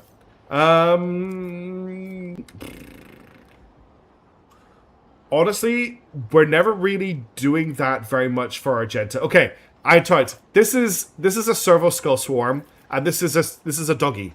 So it's not really 8 characters; they're just familiars. I'll grab that for her as well. But honestly, I'm not really thinking a lot for her. Prior to the attack, all preyers suffer penalty to armor. Bounty hunter against plus 2 movement points restores 3 charges to hunt down prey. Okay, you're just joking. Cool. Whenever the bounty hunter attacks exactly 1 target, which is marked as prey with wild hunt, it does plus 300% damage. Okay. All prey has movement points. I think we'll grab the 300% damage thing for him. For you, you got 2 ranks. So you want to stack agility. So we'll get you a point. We'll get you a thing in agility. City Superior is Agenda's best special. A free extra attack every turn for the rest of the fight. Did I pick the wrong thing for her then, Wooden Plank? Oh, that's right. You've told me about this before, and I forgot about it because it's been so long since I always end up using my high momentum to give extra turns to people. We'll get more demo for you, and then overcharge. Remember custom commands in this class too. You have 12 if I'm not wrong. That sounds scary. Whenever the Familiar becomes a target of an enemy's attack, the Overseer has their damage dealt increased by 2%. Whenever the Overseer uses Overcharge, they're familiar against plus 32 to its key characters. That's not bad. When it uses Archetype ability, they're familiar against 1 deflection, 1 round. When the Overseer uses Reactivate. We'll get the plus 32 characteristics. And then finally for you, Master Attack, last volley. Make the Master Edition in 1 round, I make 2 attacks instead of 1. You can use multiple times per combat, once per turn. That seems pretty good. All allies, including the Master Edition, that have a weapon capable of burst attacks, use a burst attack against a single attack against enemies as part of Orchestrated Firestorm and Last Volley. Until the beginning of the Master Edition's next turn, all enemies automatically dodge all friendly fire. No, I don't think there are, Damon. Actually, this sounds really good as well. Yeah, because I'm relying on burst quite heavily, or it's that can be used multiple times. The Master Edition sets a 3x3 zone in the battlefield. All allies, including the Master Edition, that have line of sight to any enemies inside the zone, make an immediate single attack, but that turns it into a burst attack. Yes, she is, because I'm a Grand Strategist, Dusty. So I didn't want to have 2 Grand Strategists in the party, so I've made her... I basically don't use her as a tactician at all. I just use her as a psyker, because that's what my party member is built. My Rogue Trader is a shout boss. I'll take the burst fire. I've got a feeling I'm not making the best choices here. Okay, let's move on. So I've got a feeling we want to go left. Excuse me, she's a navigator. Sorry, yes, she's a navigator, not a psychic. Okay, so we can go right, we can go left. Our objective is up here. Let's go to the right. Oh, that's it. This is the chapel we pray the Emperor. The holder of the key of all destinies. The bell its tower can ring so loud to make your ears pop. I like the Arbart's origin and class. But she's special. Yeah, she's very special. Always keep your eye on the prize. Okay, lots of people talking to us. I'm not gonna... There's some goods up here. So, we'll have to work out how to get up there. There's some goods back here as well. How can we get back to these goods? Oh, we can run around here. Oh, we found we found a landmine on this planet? That's interesting. I better myself. The Votan are in Mechanicus too, which I do stream on Friday nights, American time. There is a lot of mines here. What is going on? So we will encounter links of Votan there at least. The Emperor favors me today. Never doubt Okay, me. what is in this chest that has this much protection? The Ebonite Sword. Targets hit with the sword suffer a number of static charge stacks equal to the damage dealt by this attack. When a creature with those stacks is killed, all creatures adjacent to it, except the wielder, suffer shock damage equal to the number... That's what I'm playing through Kargas. I'm playing the Necron campaign in my streams. Okay, most words for sword. So this is an interesting sword. It's a two-hander. I don't really have anyone who's using a two-handed sword at the moment, unfortunately. But this sword sounds very good. Like, extremely good. And we also have an upgrade for our Cyber Eagle. Yeah, it sounds really good. The Cyber gets plus 10 perception and deals 150% more damage. Gets 60% dodge against obstructed enemy melee attacks. If it dodges an obstructed attack, it immediately hits. Okay, interesting. Rise to the Cool top, sword. or get left in the dust. The shotgun lots of upgrade items. Okay. I actually really like Space Dwarves too. There's a dead body up here. Can I get up here? How do we get to there? Okay, we're doing a big run. Well, we'll have to get there later. There's definitely some stuff to investigate here. A secondary for Abelard. I don't think I can equip it to him. You You can because start of the his shield. treaties on Tactica Imperialis and weigh every step. I'm pretty sure I Sometimes, can't. though, you just fire Yeah, your biggest cannon and save the day. unfortunately, it unequips his shield to do that, so I can't actually put that on him. Where's his shield gone? Is it in armor? Yeah, there it is. There. You need shield mastery if you want to do that. Yes, he doesn't have shield mastery yet. I need to give him back his pistol. He was using... Where is it? Was it the needle pistol? I think he was using the needle pistol as a secondary. But we've obviously won him with his chain axe. Everybody's going to start making fun of my builds now. Oh, I've only got him selected. Just having a look at the area outside this. Oh, wow. Oh my god, look at that. Look at this. So these are the fields. This is an agri-world, obviously. But look, they've got their fields planted in the shape of the Imperial Aquila. Can you make that out? There's the double-headed eagle head. There's the wings. That's a really, really cool OP due to his naval officer origin. Well, he's super OP as he is with his chain axe at the moment. What is this saying? That is a really cool... It is a really cool touch, Tavian, yeah. The Chronicle of Fates by Gregorius Fault. He that holdeth the key, which is us, permits none but is most faithful to change their fates. I, the eminent Gregorius Fault, have no right to fail him, but my present work will describe how a soul becomes purified and the rituals prepared to prepare it for this fate. Okay, so it sounds like if we find that this is going to be important. Who tends to break the shackles of their former life will have to undergo. Interesting. It's a fantastic detail. I'm really glad I spotted it. I'm trying to brew up craziness for my second run. I was thinking doing a Heretic Pascal. If there's I think there are definitely Necron weapons in the DLC. I've seen a Necron sword in like the stuff. Yeah, there's no arguing that Owlcraft the Owlcat are really good at this type of thing. Where did you spot it? Down here. Okay, let's send someone back down to grab that. Cassie's off to grab that. I will be using Necron weapons. Because that's not heretical at all. I'm just waiting for Cassia to grab this box. Okay, just more loot in it. How do I get to here? From up here, okay. Grey-haired nobleman. Okay, there's something going to happen here. And in fact, Cassia isn't with us if we get in a fight. Tony Eric if you get caught by the Inquisition. I think the game is waiting for Cassia to arrive. Yes, it was. Well, technically all feudal worlds are agri-worlds. The main export is organic food thanks to the lack of heavy polluting industry. That makes sense.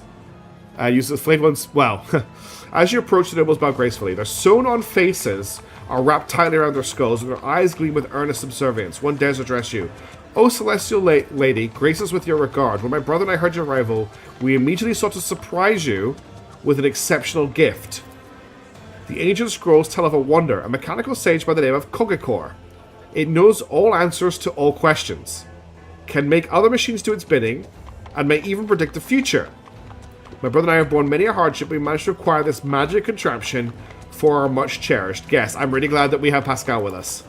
The box in front of you, presumably the Kogekor they speak of, exudes a strong odor of ritual oils. Made of thin planks, it is covered with many purity seals.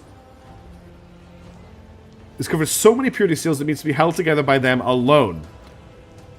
A stack of flimsy rough paper lies on top of it, and there is a mica panel with malachite buttons attached to the front. A thin slit is visible among the buttons.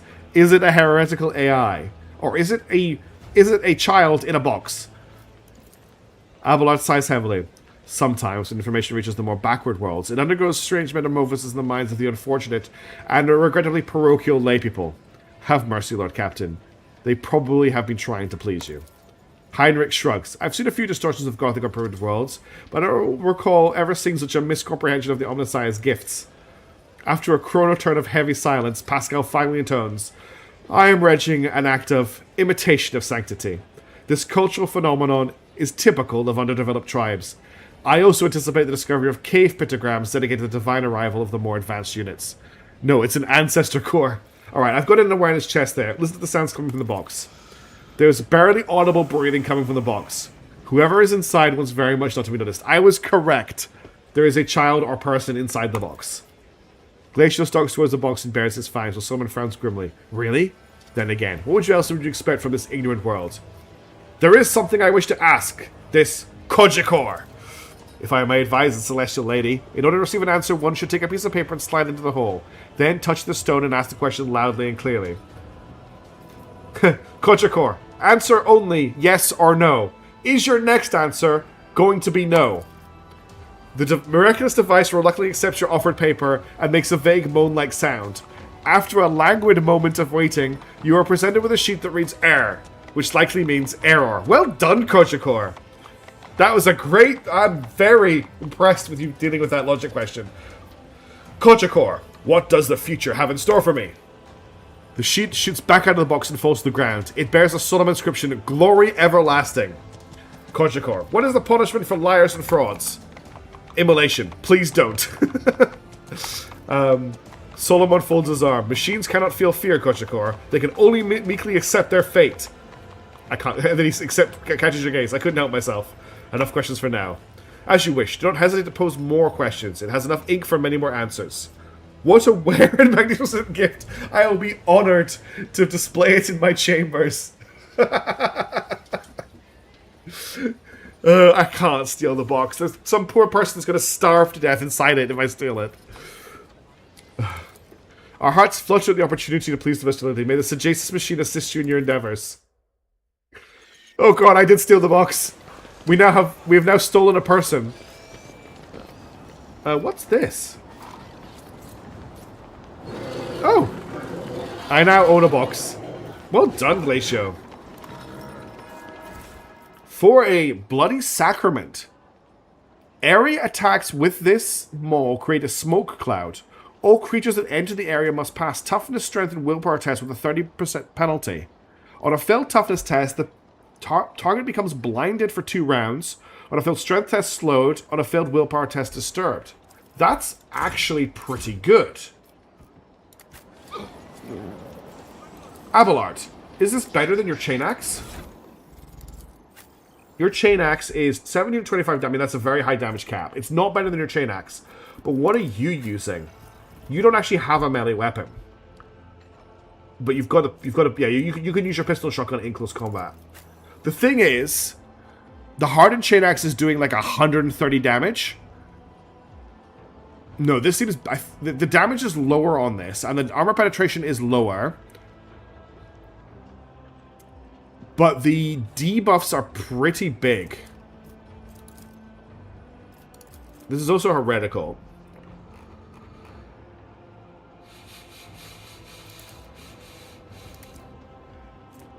The hardened chain axe is very good. I'll tell you what I'll do. I'll equip it for now as a secondary, and we'll try it out for a fight. Or additive, not multiplicative. Okay. The 7-tile attack is huge for him. Okay. It comes well. We'll give it a try. And I've got the axe if I need it.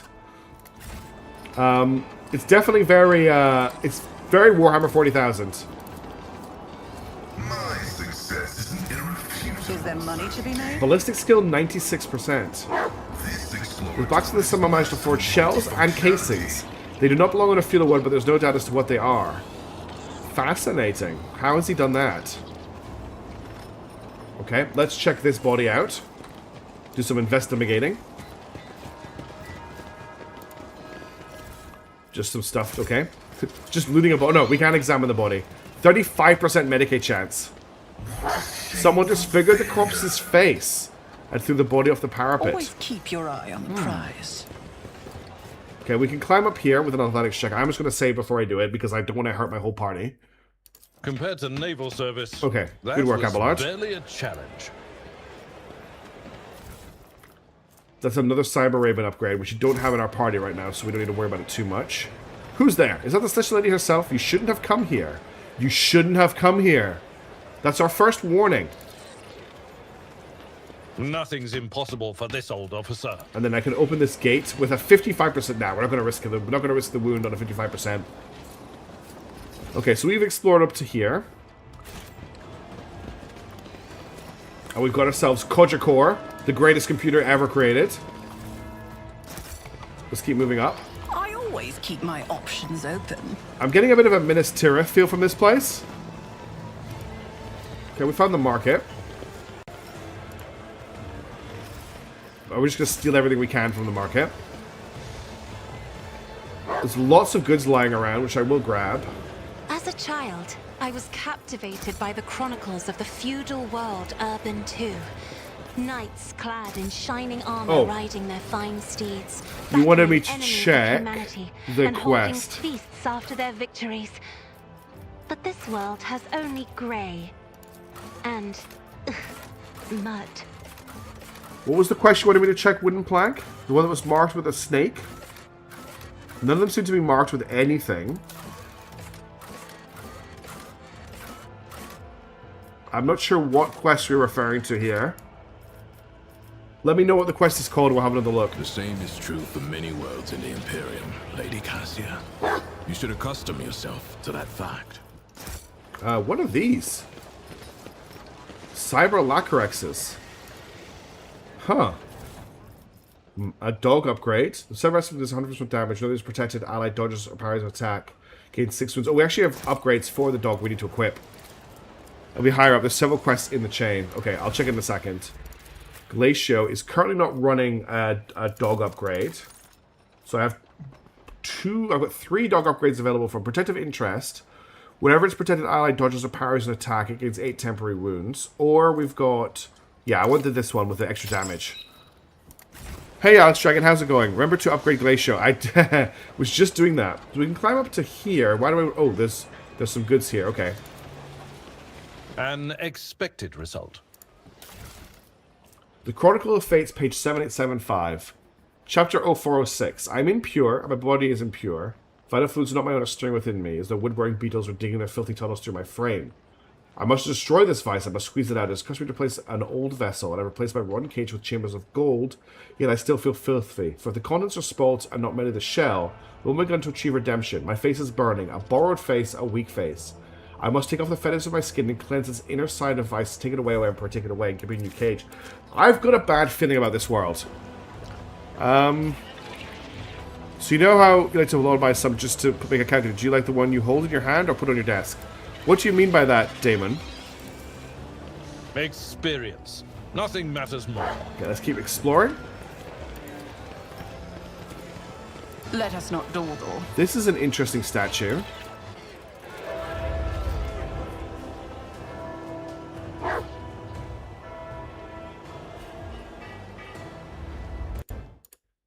So I want to remove chat from the screen while we looked at this. I do like this town. It's cool.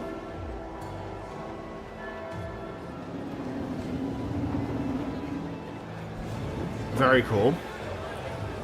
But what is this statue? This statue seems very strange. Let me just get chat back on the screen. Keep your wits about you. Tarvrisk the Sculptor.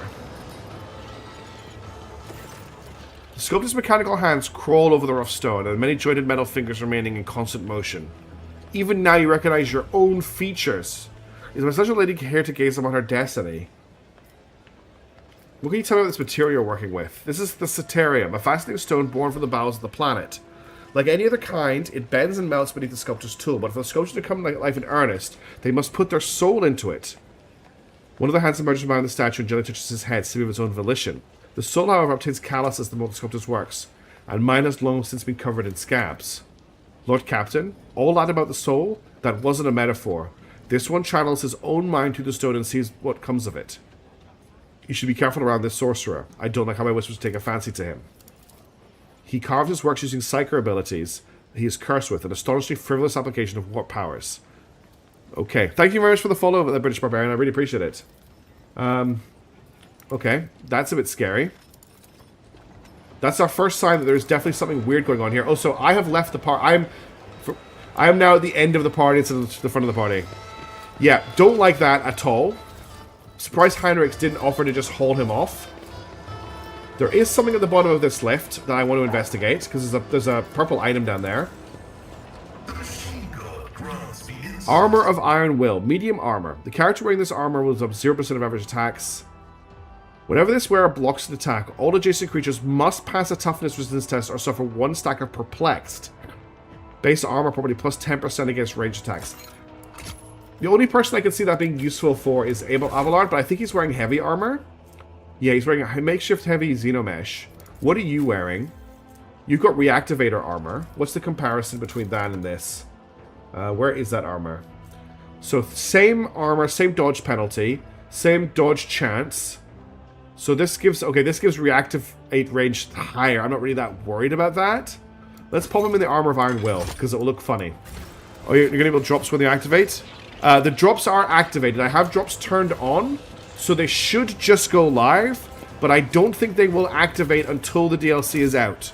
I'm not 100% sure. I've never done drops before on my stream, so just bear in mind that I may get it wrong. Success is an irrefutable certainty. What just happened there? Did we fail to use the elevator? Okay, that's better. I think we needed to pass a tech test to fix it, yes. This is why we bring Pascal with us. Oh, I was expecting something better from that. And that, does this bring us right back down here? Okay, we're back down here. The chat and the glacier are having to come all the way around. Okay, let's stop messing around. Let's head back up here. The dog has just gotten up, so I think I'm going to have to let her out to the bathroom very quickly. Bear with me 2 seconds. Enjoy the crowd. Enjoy the the servitors. I'm just going to let the dog out to the bathroom. I'll be 2 minutes. Hey,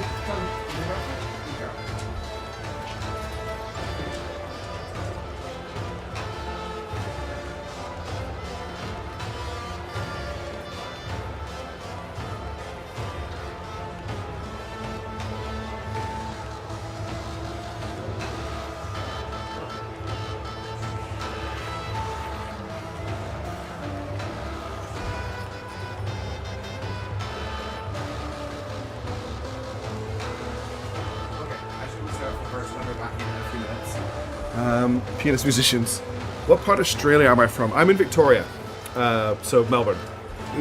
It's a pretty big city. Okay, let's head to the palace, which is just up here. Oh my goodness, what is this? This is not a palace. This is a burninator. Is this what they do with people? They seal them in this metal wicker man? To do the Scorched. You see a man with a cruel grimace on his face and hands disfigured with burn marks. Behind him stands a ghastly-looking mechanism adorned with a polished skull of gigantic proportions. The eye sockets, their edges melted, gaze darkly at the crowd with a promise of inevitable punishment. The man, clearly the executioner, bows his head. The very messengers of the sky have come to decide our fate. We are honored, Your Celestial Highness. Hey, okay, thanks, Wooden. Yeah, you definitely want the drops if you can get them. Who are you?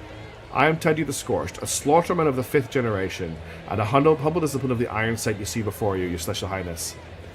Yeah, I'm sorry about the ads. I haven't run any ad checks up until now, so they will just hit you with ads. What I might do is run an ad break just before the DLC goes live, so that anyone joining for drops doesn't have to deal with ads. Master Tadia knows no mercy, and his hand is unfailingly firm in the sacred cause of Wooden administering Plank justice. Games just subscribed and says %message %. Thank you so much, Wooden Plank Games. I really appreciate the subscription. What is that structure? This instrument of punishment is the personification of the great Fesmemorius the Martyr, to accomplish the legendary feat of slaying 300 heretics. As is glorious tradition, all mutants who affront the Emperor's gaze and stain the face of Thasira must enter the Saint's iron embrace. Whenever justice is served, hundreds flock to the Phasmophorius, eager to witness the magnificent spectacle. You have just confessed that your semblance of justice serves not as demonstration of lawful authority and deterrence your subjects, but as entertainment. This is one of the worlds where public execution forms part of the sacred edification of the crowd, and yet from the description it sounds like they're not learning from what they see, but rather perversely enjoying it instead. Who's inside now? Another heretic who violated the holy laws of Thasara, and since his body is already turned to ash, such will be the fate of his name as well, to be scattered to the winds, that it will never again defile the lips of any who live upon our sacred world. Oh dear. Never again defile the lips. Maeve looks ready to faint. She seems both terrified and nauseated by the sacred rite that has drawn so many onlookers. Thank you very much for the follow, Arcturus. Really appreciate that. That's very kind of you. The law of the Imperium punishes those who deserve it. What was the last of the accused for the day? That was but one of the first bodies. It is going to get a lot busier now. While the guilty are being reduced to ashes, let us meet the next participants in our performance. Okay, I don't like this. Who are these two? Oh, I'm just going to get the dog back in. I'll be 2 seconds. I'm gonna grab a glass of water as well, so I'll be like a minute.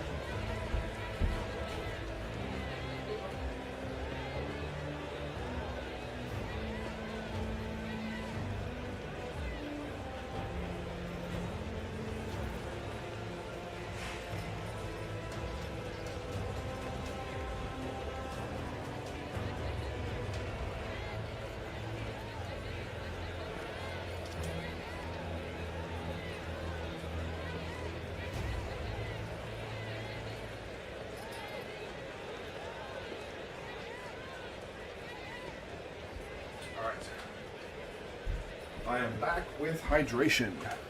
Two people, or something resembling... Oh, thank you so much for the follow, Amanda's Late, as well. I appreciate it. So much follows today. This is awesome. Two people, or something resembling people, are pushed onto the stage. They are mutants. Hideous parodies of humanity, forever tainted by the imperfection of the flesh.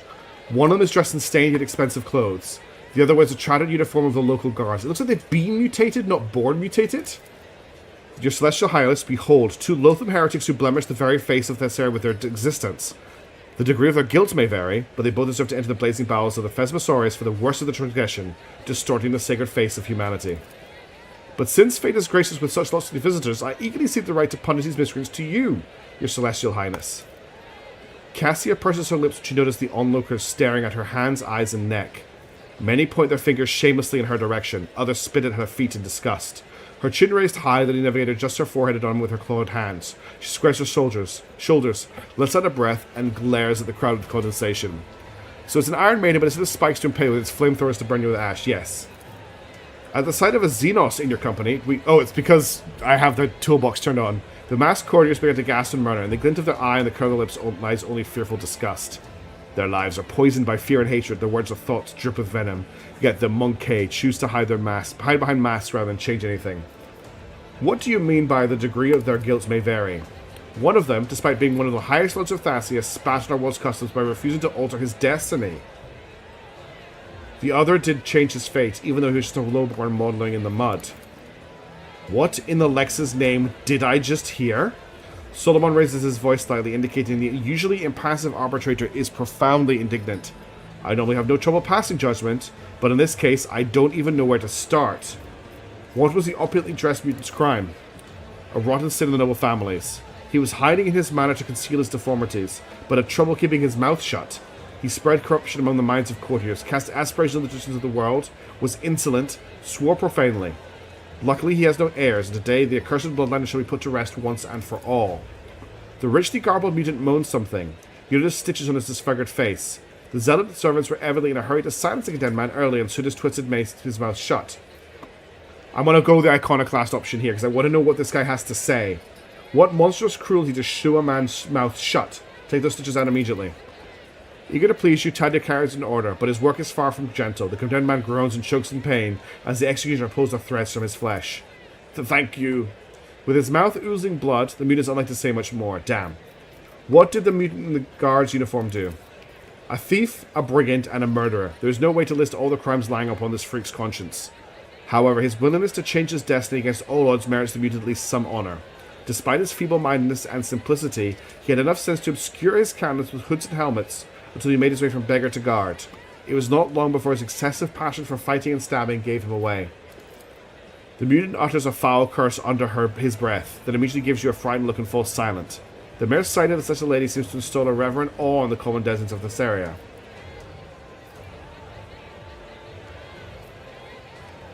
I don't like this at all. I don't like any of these options. You praise the lowborn mutant despite the vicious acts he committed? They are both mutants and have thereby violated his law. Yet, when one finds a spark of nobility in an abject commoner, one cannot feel a grain of respect for them.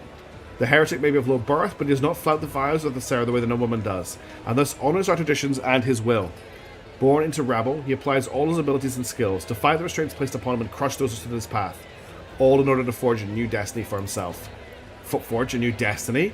Even you, a degenerate, should know that man is bound to serve the God Emperor's plan from birth, and that any attempt to change that is a violation of his will. Even though the plan is forgotten by all, humanity continues to seek freedom and to honor the Emperor in their own way. Humans need to believe in something in order to live, and a better destiny? Who among us has never dealt with that? What do you say, Maeve? Which of these two deserves to die? I have too low birth to take on a burden of being a judge, my celestial lady. Okay, I'm ready to announce my decision. The word of a distinguished guest is law. We are trembling in anticipation. So I can execute this mockery of a nobleman. The other mutant is pardoned. The mutant commoner must be sent to the furnace. The nobleman is set free. Let them both burn. Let them both go. You know what this means, chat? It is time for you to vote on what option you think we should pick. Exclamation mark V1 for option 1. Exclamation mark V2 for option 2. 3 for option 3. 4 for option 4. What are you going to pick? Option 1 is to execute the nobleman. Option 2 is to execute the commoner. Option 3 is to burn both of them. Option 4 is to let them both go. I'm very curious to see what you pick. Grid Dead, because you put a stay, you fixed it. Thank you for everyone for tuning in for votes. I really appreciate it. I love to see what you pick here. Looks like a lot of votes for 2 and 3 and 4 coming in, and some votes. Oh no, we got votes for everything. This is one of those votes I really like, where everyone is voting for different options. I love it. At the moment, option 3 is far in the lead. People want to let them go, which is where I'm leaning really. But I'll go with what you pick. There's only 30 seconds left in the vote, so if you want to get in on the vote, make sure to do it now. You've only got a few minutes left. I'm taking a sip of water while I've got the opportunity. Thanks for the vote, Arcturus. Kargath, no space in your vote if you want it to count. Yeah, you got it. You fixed it. Excellent. Vote's about to end. It looks like we're going to be voting for option 3. Yep, option 3 has come through with 6 of 11 votes. Thank you, everybody, for voting. Let's let them both burn. That's what you picked? I thought you voted to let them go. Jeez, okay. Let them both burn. I know your blood runs hot, your celestial highness. Let us stoke up the Phasmophorius. Oh, the stove is burning hot today. Warm yourselves, my good fellows, for the celestial lady is feeling generous.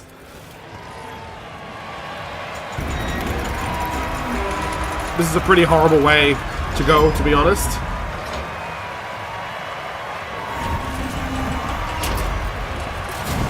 Jeez. Having taken your plentiful offerings into its gut, the Phasmosaurus roars and billows out smoke. The crowd around you begins humming to the beat of the execution device. Within that noise, you hear the sound of hungry anticipation. Cassia peers into the black pits of the Phasmophorius' eyes, and with a strange expression on her face, whispers softly, "When you give an order like that, do not look away. Keep watching until the end, so that you remember the price that was paid, so that you remember the weight of your words. Aisha, give me the strength to look without seeing, to bear without heeding the triumph of spiritual darkness." All of them came here to taste of the other people's pain, not to praise his justice. They are as a pack of dogs slavering for a fresh bone. And now my favorite word, next. Oh god, there's just so many of them. Look at them all. A pale, bony creature, barely able to move its legs, enters the stage. In place of a mask, it turns a horrific medley of features toward the world. This ugliness, however, is nothing like that of the previous convicts. The thin, squeamishly twisted mouth is fused to the cheekbones. Malicious eyes peer into the crowd from under hideous folds of skin. The face of this heretic appears to have melted and congealed. What is this heretic guilty of? His crime is more grievous than any the scaffold has ever seen. He was granted a new destiny, but chose to defy it. He turned away the greatest gift that can be offered to the loyal sons and daughters of Thasera. Shut up before it gets in, he whispers. I won't give up, I won't give up, I won't. Oh, no, no, no. We didn't come here for you to stay quiet. Squeal now, squeal louder. You should have known what the results were before you even started the vote. Suffer not the alien, the mutant, the traitor. Kibbleda whispers without taking her eyes at the condemned man. You are not the master of your own shadow, but shadows reign over you. You are alone, while they are many. But why? A windowless, doorless house. The master is gone, and only beasts remain. Awareness 100%. Where is that blasted court fool? You glance at the crowd and suddenly see the fool, prancing and flitting with the gawkers, clearly trying not to be spotted by you. Shoot bluff for his insolence!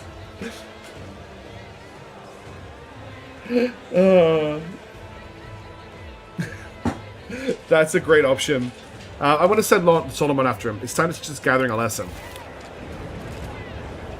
Oh, he's actually going to shoot him. He's still alive. Without uttering a word, the arbitrator draws his weapon.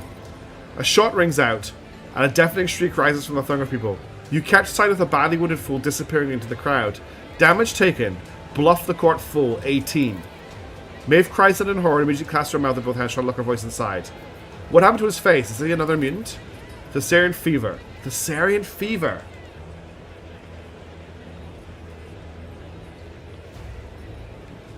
All right, chat, you're voting for this as well. Do we keep going with more deaths, or do we end this here?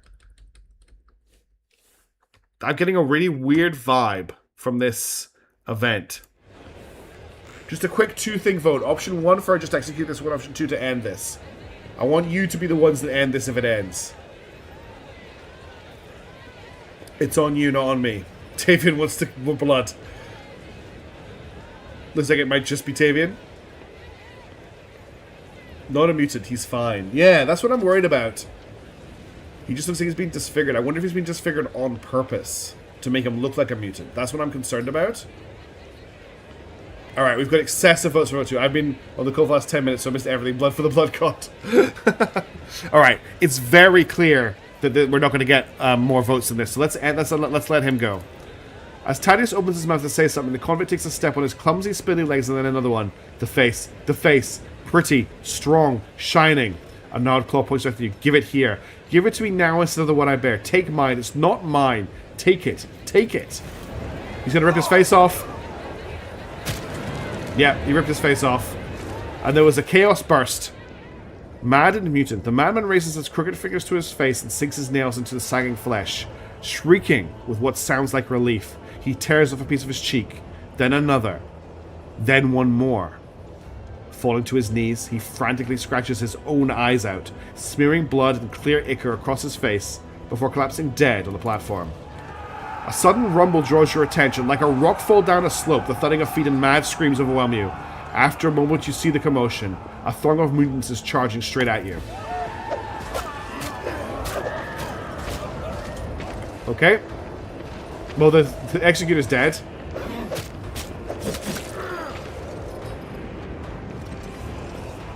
Well, now this is a lot easier. Will be your downfall. Because it's just murder mutant time.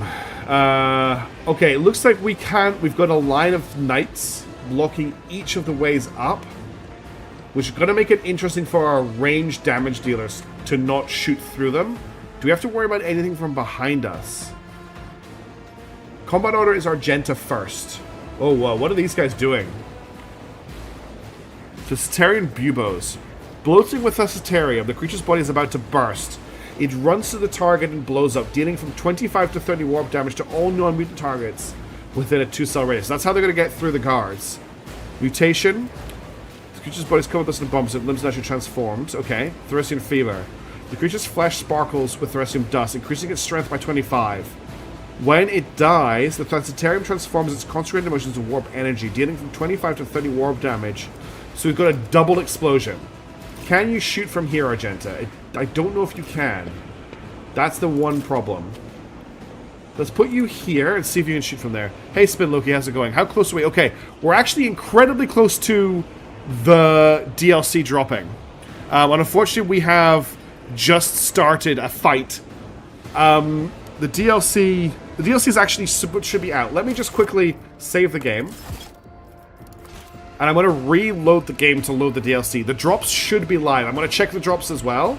So give me 2 seconds. I'm just going to put on to our Be Right Back. I'm going to still be here. But I want to see if I can get my hands on the DLC. So let's quit to desktop for very quickly. And I'm going to open up my Twitch dashboard and just make sure the drops are showing as well. Give me 2 seconds. Twitch Stream Manager. Viewer rewards. Drops. I'll just do a search. Control F. Warhammer.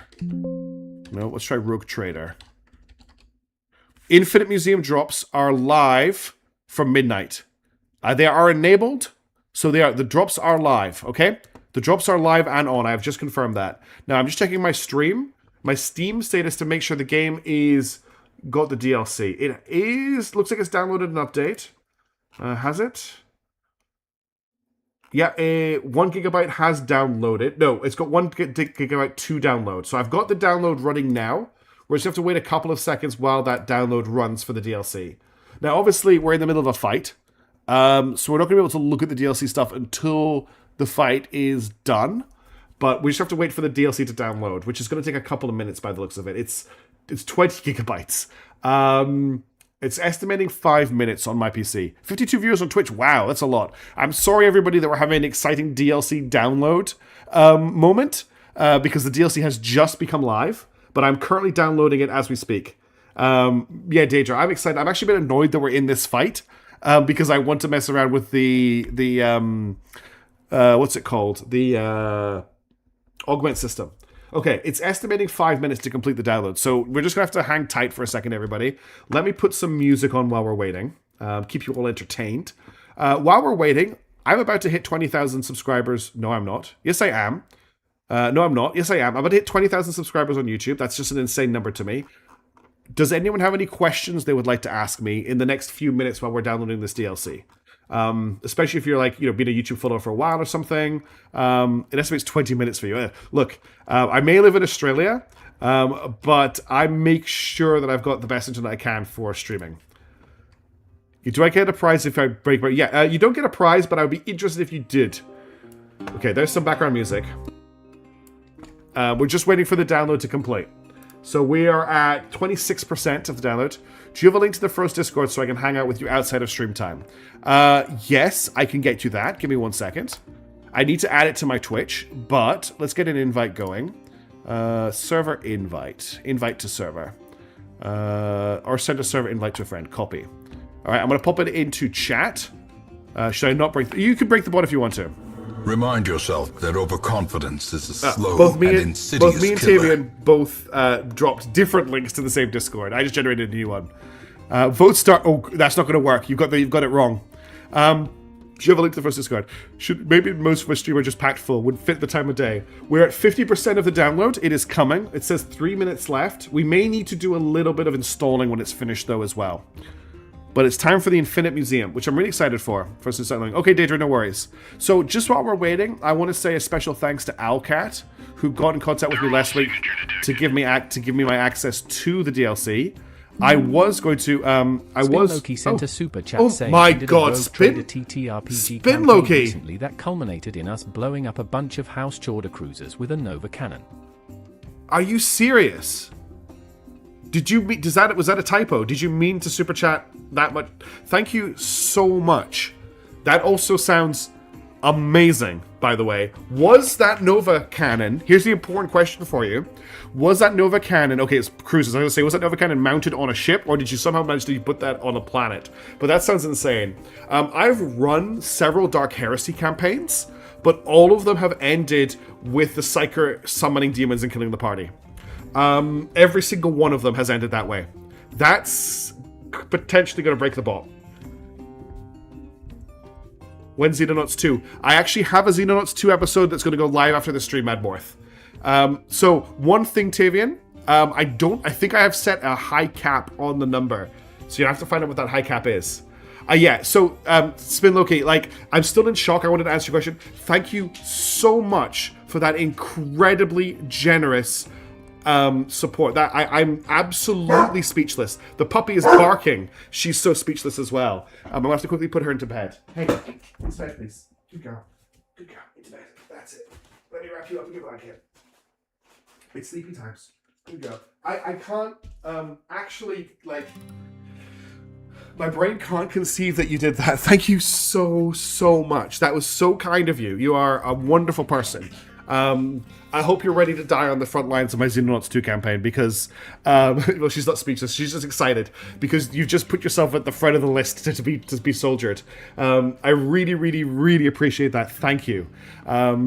So yeah, every Dark Heresy campaign, that's why I went on the Dark Heresy, I was like, what can I give back? The Dark Heresy campaigns have all, so download is complete, by the way. We're just patching the files now. Every Dark Heresy campaign I have run and played in has ended with the Psyker killing the party by having a bad Perils of the Warp check. I did also once have a really bad roll where I was firing a heavy stubber. My character was firing a heavy stubber, and they got shot. And the penalty they rolled was that they held their finger down on the trigger and sprayed the party with the heavy stubber. And I think I killed 2 party members that way, but that wasn't my fault. That was a nice roll. What am I playing after Xenonauts? Star Wars Zero Company.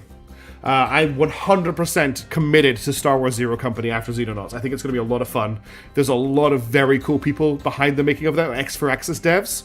And I'm trying everything I can, I've never done this before, to get early access to it if I can. I don't think I'm going to be able to. I don't think I have enough clout to do that, but that's what I'm going to try and do.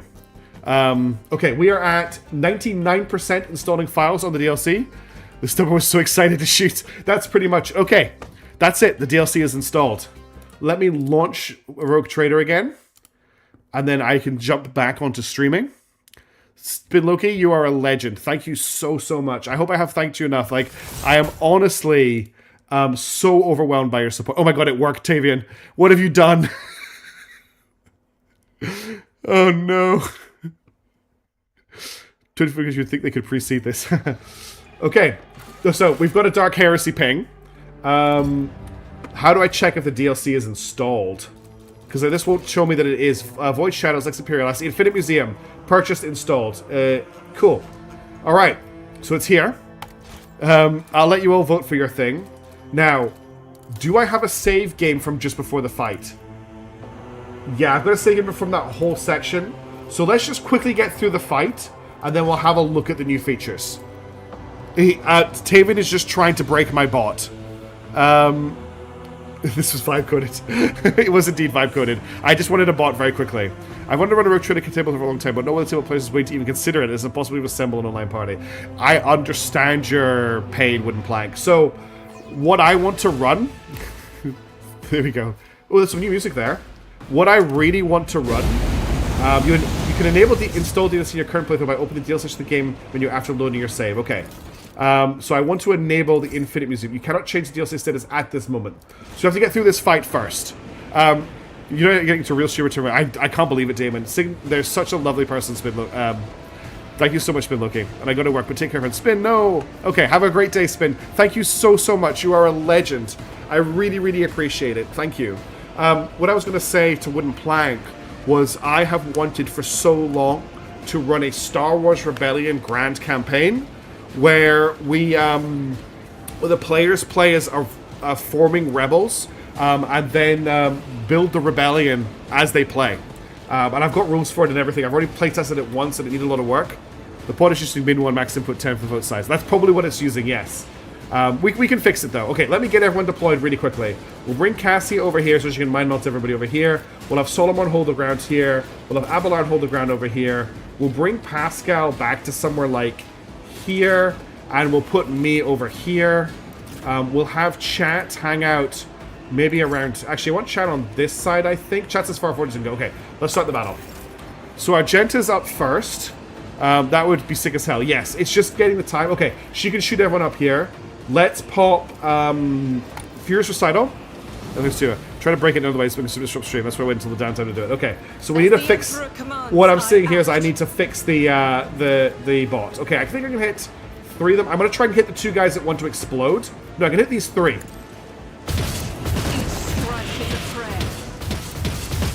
Okay, we got 1 there. I will run and gun. Sometimes you restart Steam, or in case of our time runs differently than everyone else. I just think I got lucky. I'm going to open fire on this guy as well. Okay, that's these 2 destroyed, which means they're not going to blow up on these guys. That's her at 3 strikes of versatility, so I can't level her up yet. Solomon's up next. I don't really want to run him through here, but what I will do is I will get the dog to protect him. One of us would be enough. Doggo? Okay, the doggo did something I wasn't expecting it to. So I could probably get it to attack somebody up here now. Can I get it to apprehend this guy? Okay. And then I can get it to, so we can apprehend again, but I can get it to bite this person for 1 AP. We're undertaking this task. Okay. Update's going to phase rollout. Restart the client forces you to the front. Ah, there you go. I didn't have to restart my client, by the way. So, Lanky, we actually installed the DLC while you were away. Basically, the mutants broke out. Okay, what else have I got? I've got 3 AP left. I could apprehend again, but that would take me down to 1 AP. So I think I apprehend again. Let's test our skills, Glato. And then I want to shoot with the shotgun. I've got a... which shotgun is he using? He's using the big shotgun. I will shoot these 2 with the shotgun. Okay. So that's his turn. I'm probably not using him properly. I don't really know how to use him very well. Okay, the knights are facing the wrong way because we reloaded our save, but they're doing their best. Shields up! Hold the line! Etc. Okay, Cassia. I think this is a perfect time for you to lidless stare basically every enemy here. Yes, you're going to hurt the dog, but worth it, I think. And you know what? I think we're just going to do that again. I'm not accustomed. And then why don't I give Abelard a dodge bonus? Well, I did hurt the doggy a lot, and I feel really bad about it. Let's give you an extra action, and I'll get you to bite this guy. Cool, that's him down as well. So now they're both knocked over. I think that's all. I've got a shot as well, but I can only shoot the guy on the ground. Executed. And he got exploded. Nice. Okay. It's probably good for balance in the game that you can't buff Cassia further within your augment system. Yes, she is insane, isn't she? I'll do what it takes. Okay, this guy's gonna blow up. Whoa!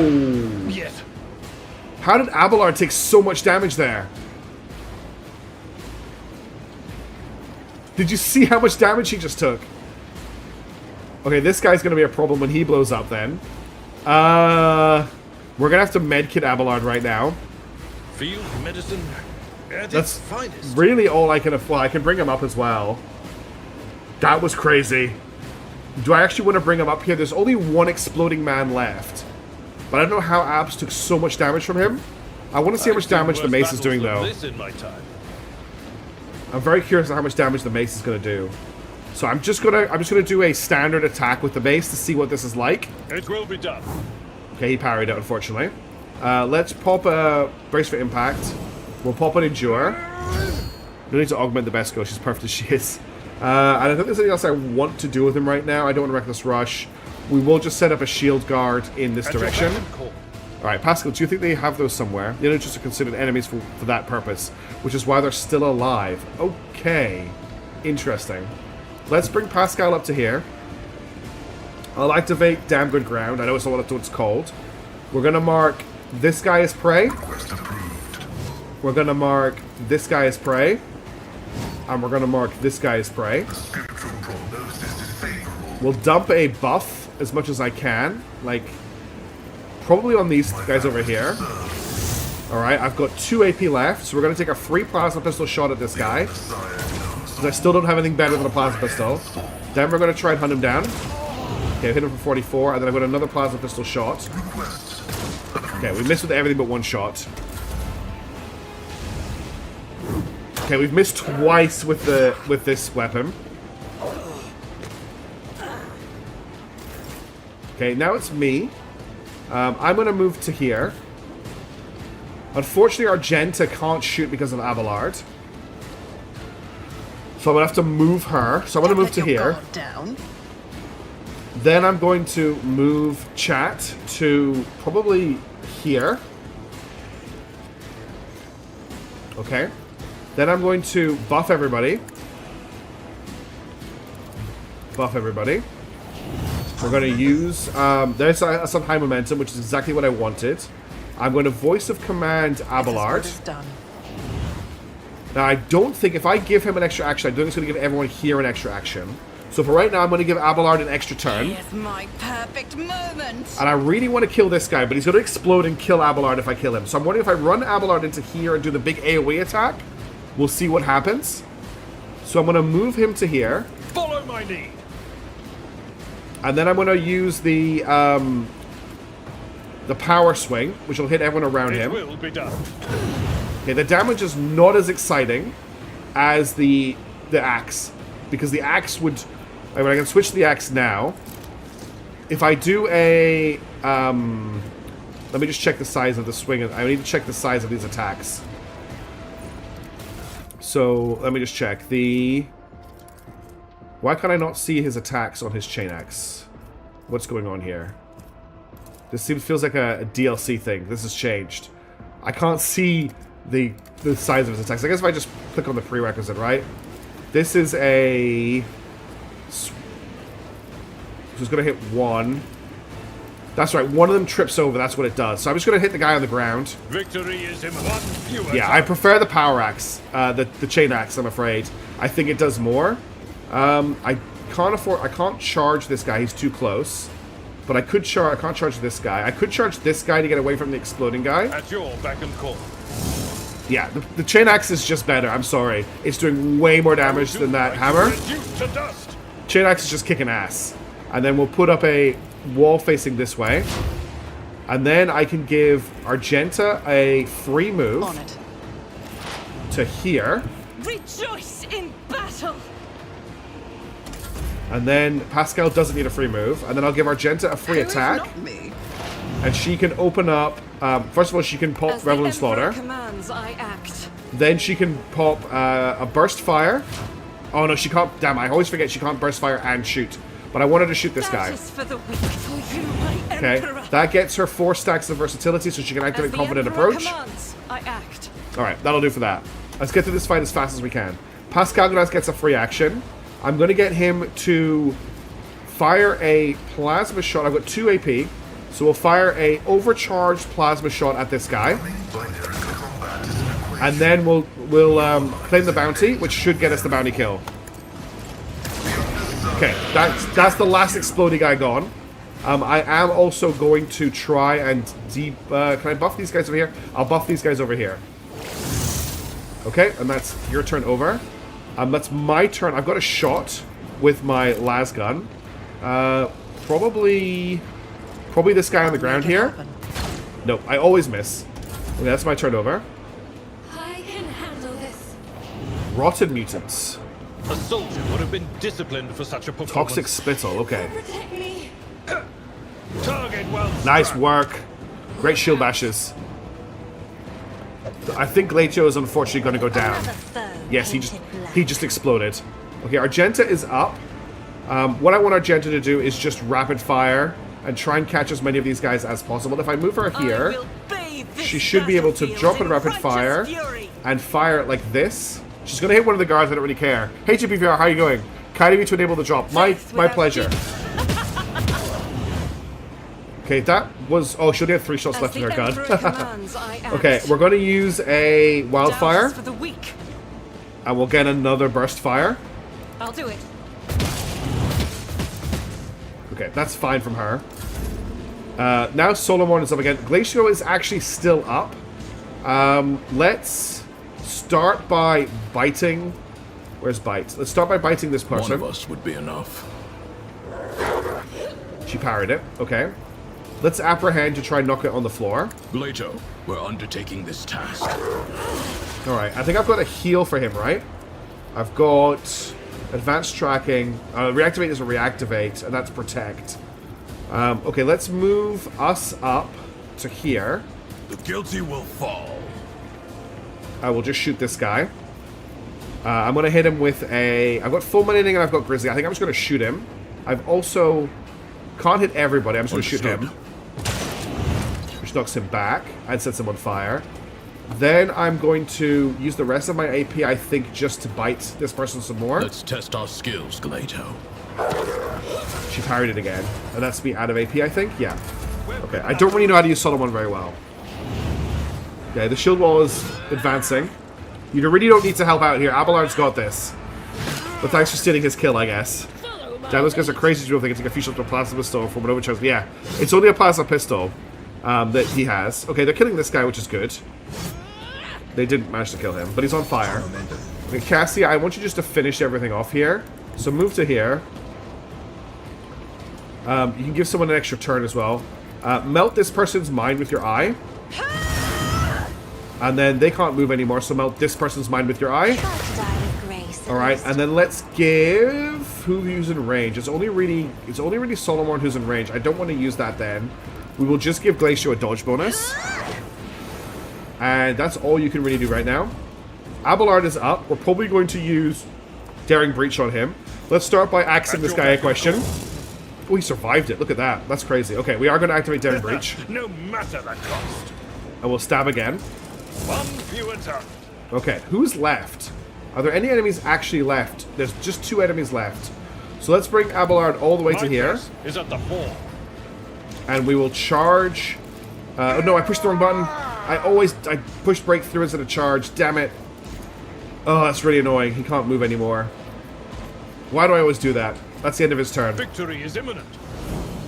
That was a waste of my high momentum. It is indeed, Damon. Okay, Pascal is up. Let's run Pascal to over here. Activating calculated fury algorithm. And then we've got 2 people to shoot. You should check journalists to see you can pick up from factions. There probably is new stuff to pick up, yeah. We'll shoot her. And then we'll get a free shot on... Actually, not a free shot, but we'll get another shot on this guy. And that's the fight over. Okay. Right, now we can activate the DLC.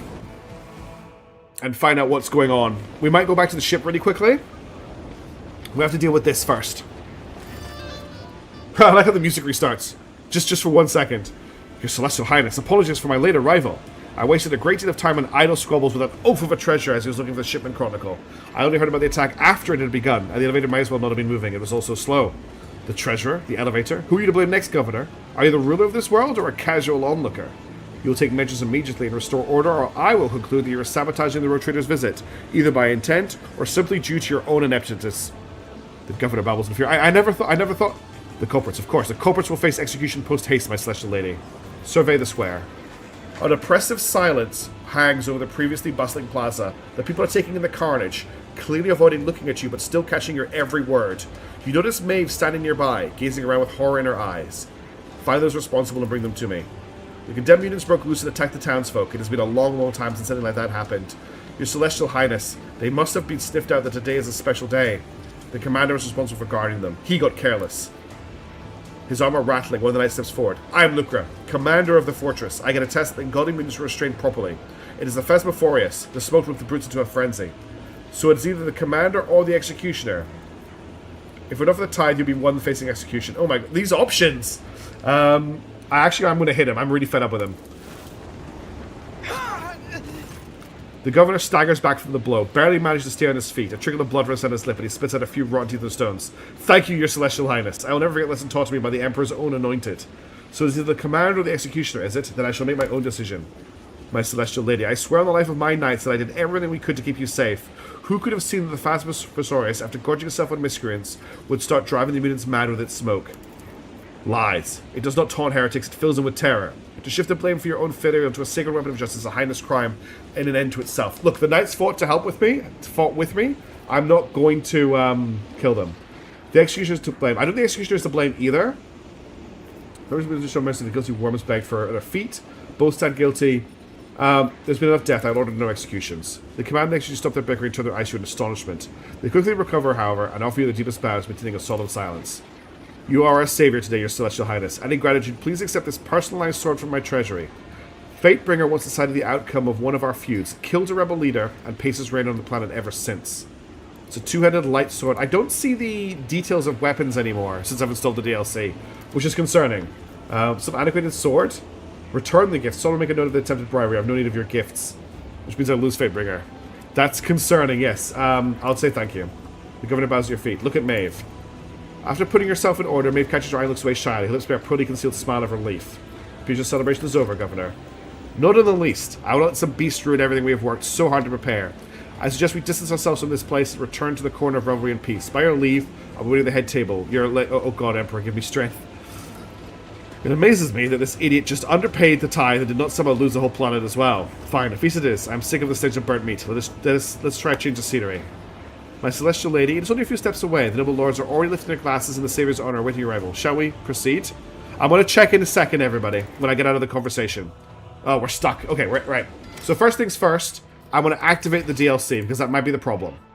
So, the Infinite Museum is the third-story expansion. Explore the vault, a new companion, new augmentation mechanics, and meet Trace in the Infinite. So let's... Oh, thanks, Wooden Plank. Let's apply the DLC. You're about to enable new content. Once activated, DLC cannot be disabled, except... What the hell is this planet? Yeah. No idea. Yeah, I think when you subscribe, you get a follow, right? But I still can't get over that super chat. That was so kind. Such a lovely person. I'm sad they had to leave. Okay. We're back. Let's head back to the... So, okay, we've got the... That's not you. First one, I want to save. Then I'm going to head back to the plane. Augmentations. I'm pretty happy with augmentations. I'm going to head back to the ship and just see if there's anything new when we get up there before I look at anything. I guess we're going to find out consistently stupid if we get there. Just gonna wait for the party to make their way all the way back through the city. Listen to this bop of a song.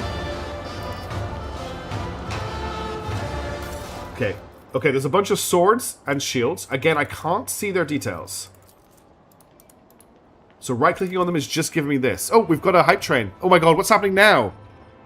Griddead. Thank you so much. You're incredibly kind, my friend. Thank you so much for the 5 gifted subs. Congratulations to Nox and Mortis. Congratulations to Tavian. Congratulations to GPVR. Congratulations to Decision Tofu. Congratulations to Scarlet Fox for the gifted subs on Twitch. That's very, very kind of you. So we need to work out what's going on with not being able to look at item descriptions. That might just be a bug. I might just reload the game to check on that.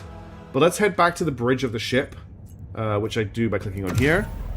Do I really have 138 viewers on Twitch right now? It's because of the drops. Thank you to everybody who has tuned in. I really appreciate you being here. Hope you're having a wonderful day.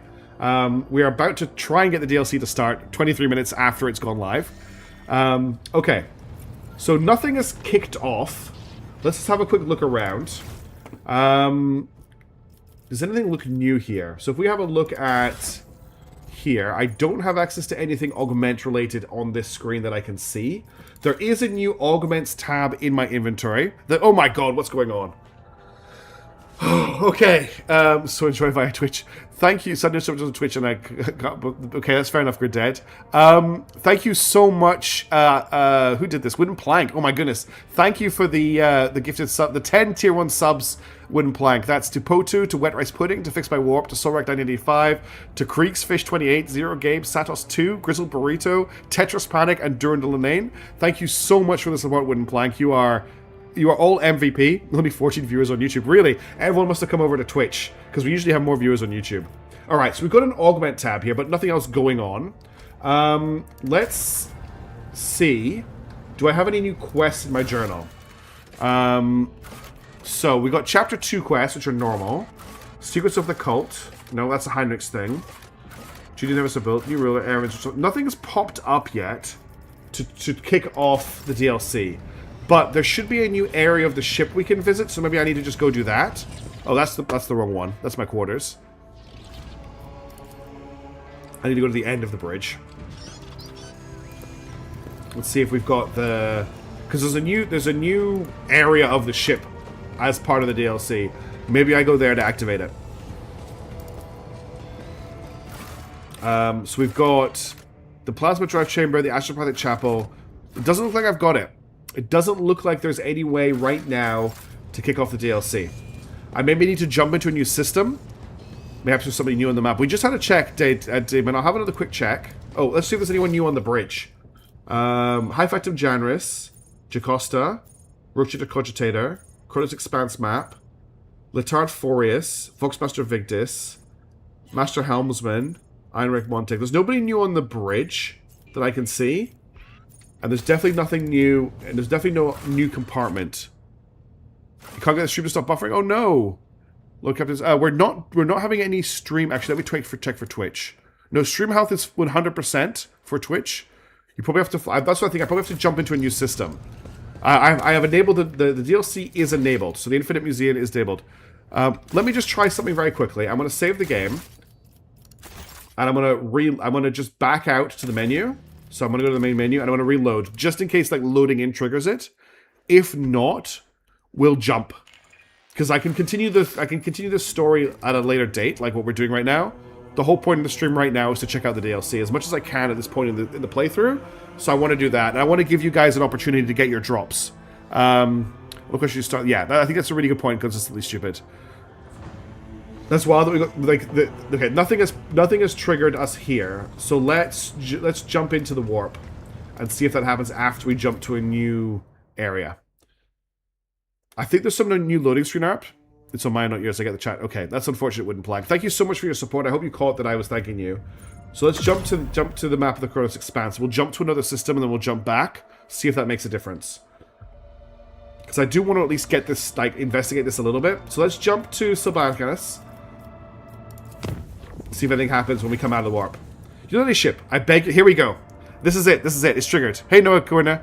I beg your pardon, but this cannot wait. Drive Master Zirala Tala entreats you to visit the Sector Bionica at your earliest convenience. The ancient Archaeotech, the sacred implantation throne, is at risk of being lost forever.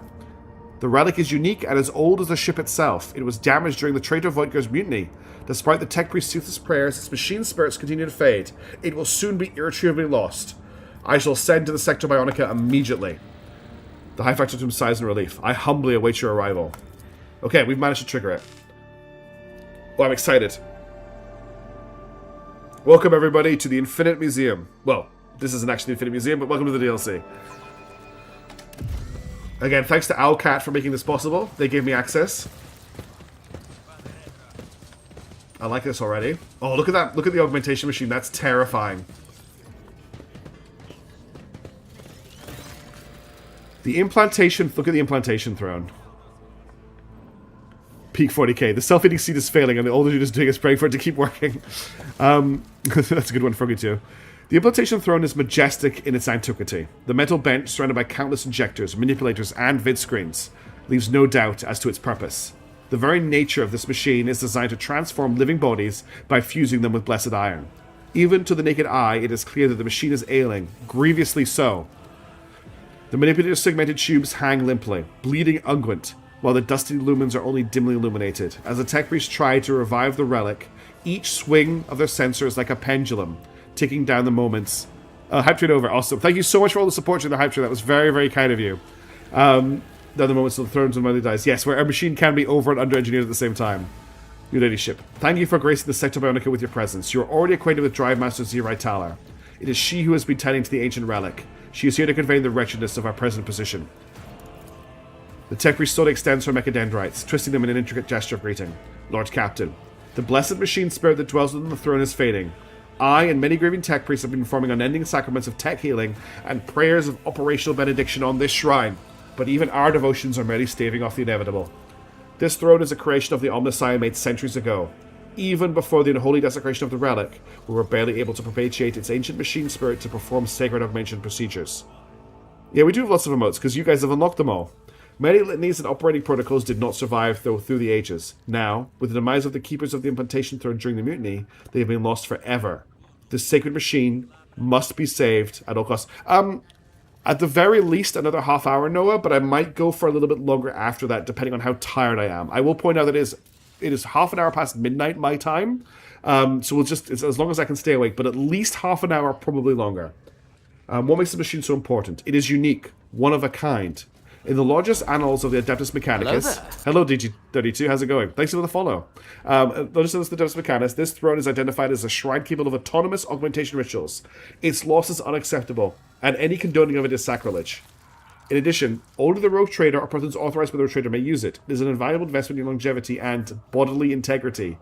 How are they damaged? During the uprising instigated by the rebellious Master of Whispers, the Sector Bionica was besieged. The Genitors and Medicaid officers heroically defended the throne, but eventually the rebels broke through. Most of the defenders fell in the battle, and many machines were lost or damaged. Many were able to be restored, but the throne was particularly badly damaged. And what sacraments can it perform? A slow and insidious killer, yes. You thought it was going to play the... yes. I need to get some more emotes, honestly. I think my emotes are pretty terrible. It's one thing I want to work on. The shrine is capable of autonomously healing flesh and blessing with augmentations under the supervision of a knowledgeable janitor.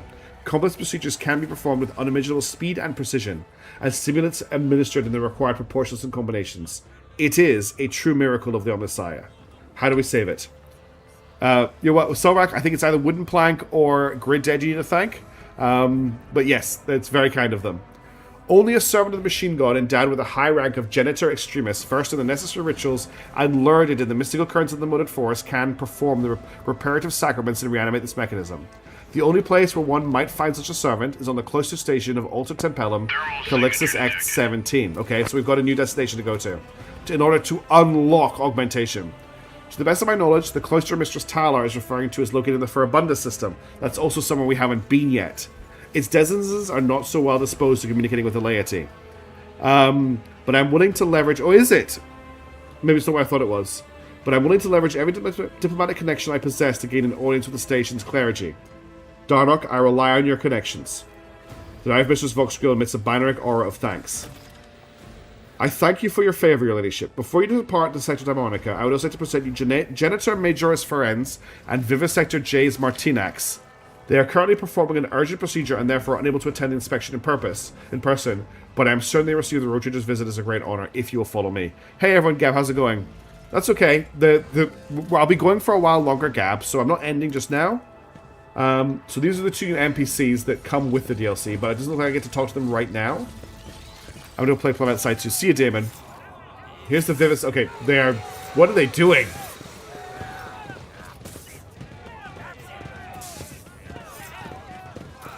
I love how they stop in the middle of their surgery.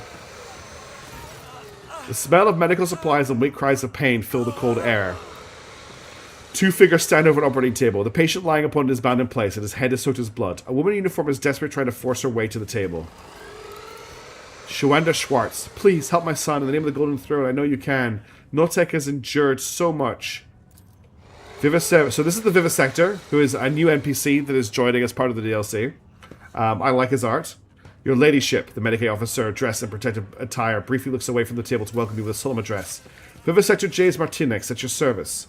The Rogue Trader's visit is a momentous event at the Sector Bionica. Will you grant us the honor of observing the operation? And here's our new Genitor, who is a tech priest. He is heavily augmented. Wow. The hunched tech priest at the other side of the table erupts in a furious binaric trill as he struggles to immobilize the thrashing and moaning patient. After a time, he likewise turns his metal-plated face to you. The life form, Genitor Majoris Ferenz, welcomes Lord Captain Frosian Valencius. I second my colleague's statement. Tell me about the operation.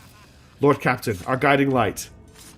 My son, Notek, he's injured and dying. I carried him here in my arms on my own so the surgeons could put him back from the brink. Please don't leave us. Still working. This young man has suffered he's going to get servitorized, you're right. A serious head injury requires immediate intervention. The Genitor Majoris and I attempt to stop the flesh from dying off while simulating deciding on a strategy for further treatment. It does sound very similar to a janitor, yeah. Hey, Pango. Is there anything I can do to assist? Scanning for the potential utility of the life form. Encyclic hailing life skill is lacking. At present, nothing can be done. We do need to have a Magos biologist, yes. Do not be so hasty, colleague. Heal with the mind, not with the medicaments. That's one of the key wisdoms of the official Medicae. Perhaps your ladyship's presence will lend strength to the patient. Try to support the patient while we attempt to stabilize his condition. Examine the patient. The man sitting in the bed is missing the top part of his skull. Moist pink contents glisten in the human light. The patient is conscious. His eyes are open and his parts are constantly moving as he mumbles. The man's terrified gaze meets yours and he falls silent. How curious. It seems the Rogue Trader's presence is indeed influencing the patient's state of mind. Whether it is a manifestation of doubt, faith in his anointed, or a bizarre form of delusion, it can only be to our benefit. Whatever you're doing, your ladyship, please continue. So I can tell him a story. I can tell him his mother is here, or I can tell him a story about my adventures. I'll tell him his mother is here. Your mother here is Notek, and she is very worried about you. Hold on for her. The patient's clouded gaze is locked on the woman's face. The corner of his lips stretching to face someone's smile. His mother stares back, almost without blinking. Okay, now I'm going to tell him a story. I've heard that a good story can dull the pain. Would you like to tell me about one of my adventures? On one occasion, you do not need to finish the tale. A moment later, the two people leaning over the patient simultaneously raise their instruments and, in a colourless voice, the tech priest proclaims, registering the complete stabilization of the life form's condition. Internal cortical damage has been treated. Requesting closure of the colot and transfer the victim to B-class stimulants. He will live, but the stimulants won't replace that part of his brain. If we implant the sacred cortical augment in his skull, it will restore his lost ability to think and act. Lord Captain, please. Your subject has a genuine need for this augmentation. This constitutes a violation of sacred directives. The value of an individual life form is incomparably less than the value of the sacred technology required. Augmetics of the specified class are rare and restricted to senior officers. Thus dictates the regulations of the Sector Biotica. So, we can save him. Oh, so this guy in the back has a buzzsaw and is just cutting up this body over here. That's what the chainsaw noise you're hearing is. It's this guy back here. Who is this man? An expendable life form to utilize in void battles. One of thousands. A soldier from a Voicewind combat unit and a devoted servant of the Emperor, Lord Captain. This young man has been fighting for his life, even through horrendous pain. If you allow the augmentation to be installed, his perseverance will become an example for others to emulate. Oh, he's my only son. He's serving in a void unit. I was the one who told him to go there. My poor Notek. How was he injured? In the last Void battle, Lord Captain, where he barely survived his injuries, I mean, fair enough, the ship almost got destroyed in that battle. You suffered a few healing attempts with Charlotte in the lower decks and you had a long road to come here. However, no weapon can destroy the devotion and fortitude of a true servant of the God Emperor. True devotion is revealed not in a servant's life, but in their death, such as the tenets of the web. Thanks for that, Kibala. What are your proposals? I understand that my opinion may strike you as strange, but the mere fact that this poor soul has found his way to the Sector Bionica might be regarded as a blessing. Yet hear me out. The installation of a cortical augmentation will restore the patient to health, serving as an example for the rest of us through his heroism. This will inspire the people and strengthen their faith to the Lord Captain. Let them know that a rogue trader's mercy will not abandon them in the hour of need. It sounds like a pretty big political boon for me. The life form on the operating table is easily replaceable and does not possess any substantial functional value. Therefore, installation of the implant will be devoid of sense. Proposing replacements of lost function by means of Class B powder stimulants, the life form will have limited viability and be gifted an optimal termination period with partial functionality. Team, chat, this is on you. What option are we picking here? There are two options. We're not going to do nothing. There's option 1, fit the augment, which I'm leaning towards. Option 2, no augment. So you get to vote on this. Exclamation mark vote 1 for option 1. Exclamation mark vote 2 for option 2. Tavian got there before me. But I don't think the vote is going to start. Did the vote start? The vote did not start. Have you broken the vote, Tavian? Let me try. Yeah, you broke the vote. I've now started the vote. Anyone who's already voted, you need to vote again. So option 1 to fit the augment. Option 2 to let this guy die with no augment. The vote's going to run for 1 minute. So let's see what you vote for. I'm not sure why it didn't run for you there, Tavian. It might be set to only run once for everyone but me who does. I apologize for nothing. Hey, Defload, good to see you. Let's see. We've got a lot of votes for option 1. We've got a couple of votes coming in for option 2, though, as well. 8 for 1, 1 for 2. Got a couple more votes coming for vote 2. Got some people want to give the space for cocaine, which I understand. Thank you, everybody, for voting. There's 30 seconds left in the vote. Gridhead wants to make sure that everyone knows that vote 2 is for giving him space cocaine. Hey, Deflin. Hope you're doing well.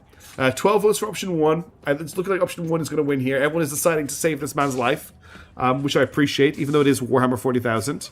We'll give it a couple more seconds. I'm going to take a sip of water for my poor dry throat. Well, that's better.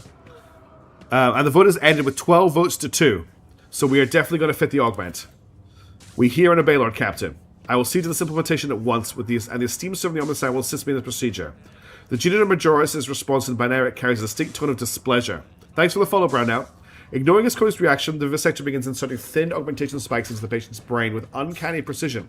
Before long, the iron plate of the cortical implant replaces the damaged bone with a resounding crunch. In the silence, you hear the soft sobs of the woman. Thank you. Thank you, your ladyship. I remember your intercession for the rest of my life and pray for your good fortune. So how did this implant, they just slot the implant in? Go beat Boop on a computer and he's now got a space brain. I've always wondered how augmentation works. Oh my god, look at all the patients. I always wonder how augments work in this universe. Oh god. I don't like this. This is the kind of stuff that I really don't like in Warhammer. These lifeless, these like glitching machines doing surgery and stuff on you. Alright. Well, that's done. Let's grab the goods that are in here. To the auto dock, yes. And then I think we are going to make our way to all the way back to the start of the game. To the top, or get left to unlock augments. To the auto dock to grab the goods. Yes. So let's head back to the bridge. I'm going to save the game in case something horrendous happens. And we're going to fly all the way back to the start of the game to get the augments unlocked. Because we can come back to where we are right now for the next stream. But I want to get this stuff done so that we all get to see it together. I hope people are getting their drops, by the way. I'd be really sad if you weren't. Let's save the game. I'm just going to call this start of DLC.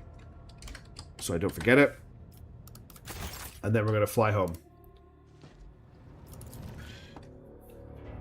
Patch 1.6. Grenades that count as AoE and scale with demolition. Ooh. That means that Argenta's going to be really good with grenades. Alright, so we need to get all the way... is it... No, we need to get the It was Fundaments, wasn't it? It wasn't where we thought it was. What was the system? Broken Relic. Go to the Furabundus system. So where... filters the talents UI. Amazing. So, yeah, it is all the way back here. Okay. So we need to make our way back down Galactic South. It's going to take a little while to get down there. So we're going to have to jump to Ned's first. Lord Captain, we've received an astropilot message from Jarnus today. Wants the Xenos raid against a merchant ship in the silence of Mersaga. We're going to have to do something about that as well.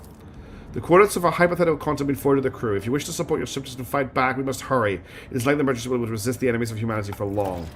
So where is the silence of... Where is this place? The silence of Mersurgate. Mundus Valencius, Liver's Heart, Sibylinus, Passage, Mundus Nullus, Moreau, Lingren's Belt, Name of Star, Forgotten Twins. I don't know if we've actually been to this system yet, where the aliens are attacking. There it is. It's here. We haven't been to this system yet. We can do it. We can try and get there on the way. I don't know if we'll be fast enough. I don't know if we'll be able to get there fast enough. The other issue is, like, we're going to have to go around this way, which is going to take a while. We could plot a route here, but I don't have a ton of a navigator's insight, so we're going to have to take the long way.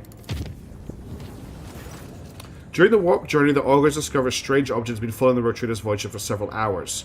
Judging by the distorted telemetry, it was a strangely shaped vessel of Xeno origin. The unidentified pursuer tried to approach the void ship several times, allowing the augurs to observe the shimmering energy sails unfurled among the shifting currents of the warp.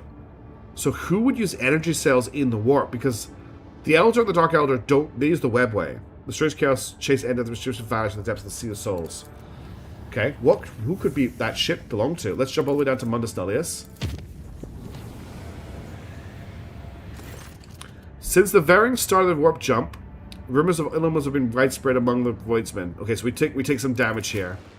Oh wait, we're actually under attack? Crap. Let's get rid of Solomon out of the party for right now, and we'll bring back Heinrich. Just because I know how to play with them.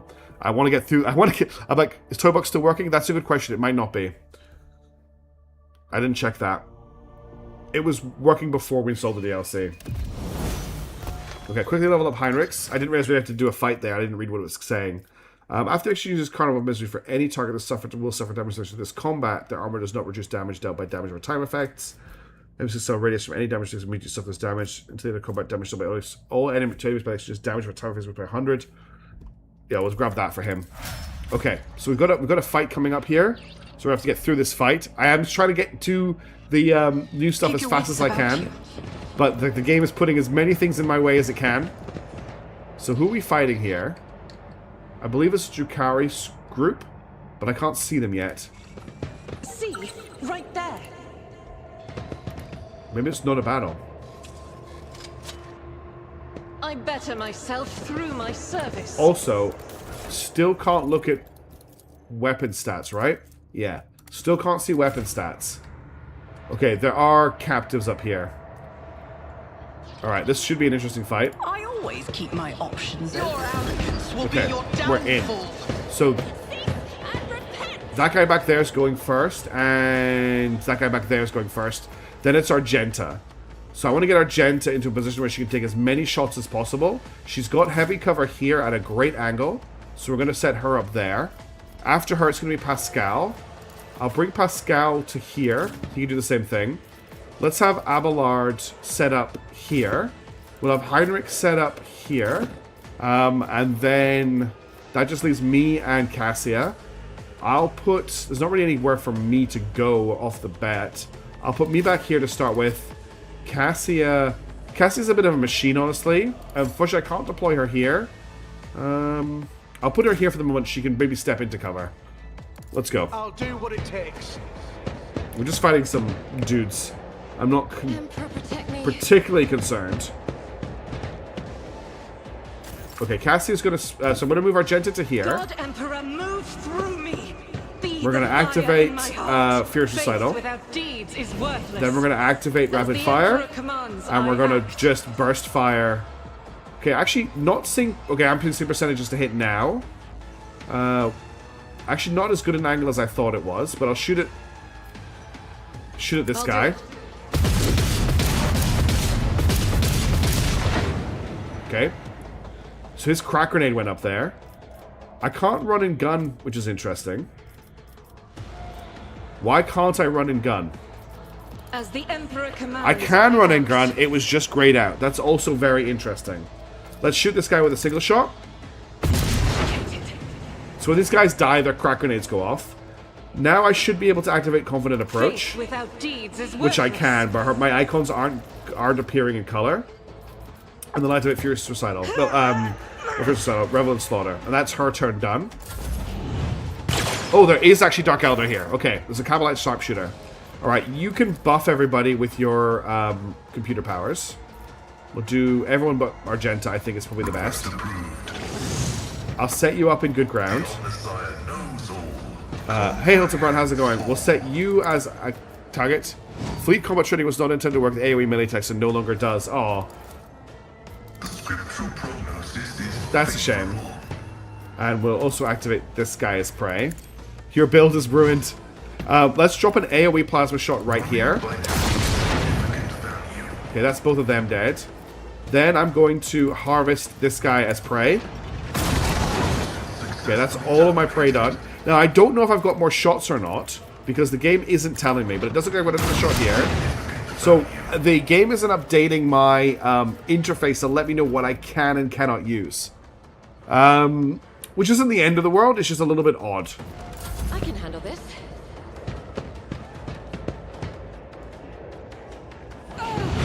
Quick! Oh, they all just got into close combat with Heinrich. The road take you. Okay, I'm up next, which is actually perfect. I'm going to move up to here. No cover, which is bad for me. Yeah, I'm hoping that just that there'll be a quick patch to fix whatever is going on. I might just need to restart the game. I'm going to bring Chad up to here. So Chad's over everybody now. Then I'm going to start buffing. Yeah, it's just warp shenanigans, exactly. I'll see to it personally. Voice of command and also Air of Authority. Then I'm going to give you an extra make it happen. free action. And in that free action, you're going to set yourself on fire. Throne's glory. That's okay. Then you're going to make that fire permanent. Then you're going to buff your muscles. Naturally. And that's all of your AP done. Then Abelard gets a free action. We're going to get him to charge this guy. Over there. Okay. This is why I like the chain axe. It's 109 crit, which is lovely. That's everything I can do. Then I'm going to give Heinrich a free You should turn. feel honored to witness this. So Heinrich's got his free turn now. I'm going to step him into here. Get me a target. And I'm going to get him to do a sweeping attack on these three. I won't object to it. I forgot about the crack grenades. Damn, that was a lot of damage. He should be able to medkit himself. I needed that. And then I'm going to get him to endure. And then I'll also get him to biomancy Abelard. He can't biomancy over. That was funny. That was really funny. Word of the Emperor, everybody. I still have 3 AP left. Let's get him to charge to here. Pay attention. Oof, that was close. I'm glad I didn't charge him any further than that. He also has a line, a chaos line, but I can't use it on anybody right now, so we'll end that. That was close. Now I can finish my turn up. I'm just going to move Adeline aside of everybody. And that's my turn over. So now it's Cassia's turn. If I could get her to mind destroy these guys, it would be pretty good. I need to select her pistol so I can see what she's got. See if there's any similar bugs. That's good to know. I'm eating corn roast with flavored tortilla chips. I'm going through a corn section. Are they good? Corn flavored chips is an interesting one. Okay, I can't see these guys from there. And if I move her here, I can see them. I could put her here, but that doesn't give me the angle I want. But then I could just... Yeah, we're going to put her here. Battlefields are always drowned in scarlet. So what we'll do is we'll blind explode that guy. Painted black. And then I'll use Lid the Stair. I can use Lid the Stair. What do you mean I can't use Lid the Stair? She should definitely be able to use Lid the Stair. Okay, she has... So that's changed in the DLC. Because she had the ability to use two abilities. Where was it? Was it Mastery of Time? No. She had an ability to let her use 2 abilities. Was it Path of the Open Eye? No. Ebb and Flow? Is that in... Okay, that's not it. It's the staff, right, thank you. That's what's confusing me. There we go. But I still can't do it, maybe because I didn't have the staff equipped when I got her to do it, which is my bad. That's my bad, I didn't have the staff equipped. Let's give Abelard, can't get a free action, let's give you a dodge bonus, Abelard. Yeah, I didn't have the staff on. Alright, Tavian, no worries. Thank you so much for hanging around, Tavian, I really appreciate your help. Let's give... I can't give Argenta a free attack here, there's no point giving Pascal one. There's actually no point giving anyone a free attack here. Let's assign this guy as the objective. Thank you so much. And then let's end her turn. So you've got your actual turn now. Let's run you to here. I need a foothold. And you can stab this guy. And then if you've got... you won't be able to hit him with your eye laser, unfortunately. That's the end of your turn. There's more stuff you could have actually done there. I don't want to charge this guy down because he's standing on a mine, but I mean, it's the end of the fight. Do we think... We'll try disarm it with Abelard. So I want to move Abelard... Okay. I want to move Abelard to here. Why can't I... Tried and tested tactics are the best ways. Can you disarm the trap, please? Nothing's impossible. Cool, for he this actually managed officer. it. Get next to this guy. And hit him with the axe. At your beck and call. My ears are ringing. Nice. And that's not everybody? No, there's still the actual Dark Eldar left. I forgot about him. Alright, Argenta to here. Can you shoot him from there? Doesn't look like you can. From here, could you shoot him? You can shoot him from here. So let's go for a rapid fire. And just see what you can do. He's in cover, so he's pretty hard to hit. Okay, every shot missed. But what we'll do is we'll proc a one of these. And we'll give you a free attack on him. She needs to reload. I'm like, why can't you do it now? Free... Nope. Now she can attack, thank you. Okay, that hit for 45 crit. And then we need to disarm this, but I don't think she can... Oh, okay. She can disarm it. She also destroyed her cover, which is the problem. He missed again. Pascal, can you hit him from here? You can't. You know what, Pascal? Just stand in the open and shoot him. He's the last guy, so I don't really care about cover. Use a... So activate Piercing Shot. Activate Damn Good Ground. Then hit him with an overcharged... not an air attack, an overcharged Plasma Shot. Okay, it's only a 50% chance to hit. You've got a free shot as well, I believe. Nope, you've just got this. And that's him dead. Nice shot. 50% chance for Pascal to hit him. Alright, what was he carrying before we leave this area? A long splinter rifle and Cabalite armor. Interesting. Okay, let's get out of here. I still wanna activate the DLC if we can. Is there money to be made? And we'll just grab all of their junk. I don't want any of it. Headhunter light carapace, no, it's all good. Thanks, Noah. Except...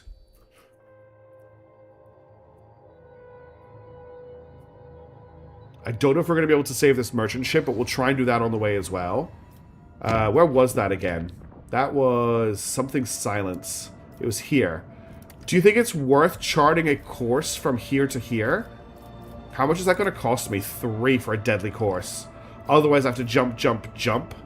Does this have a time limit? Is this worth doing?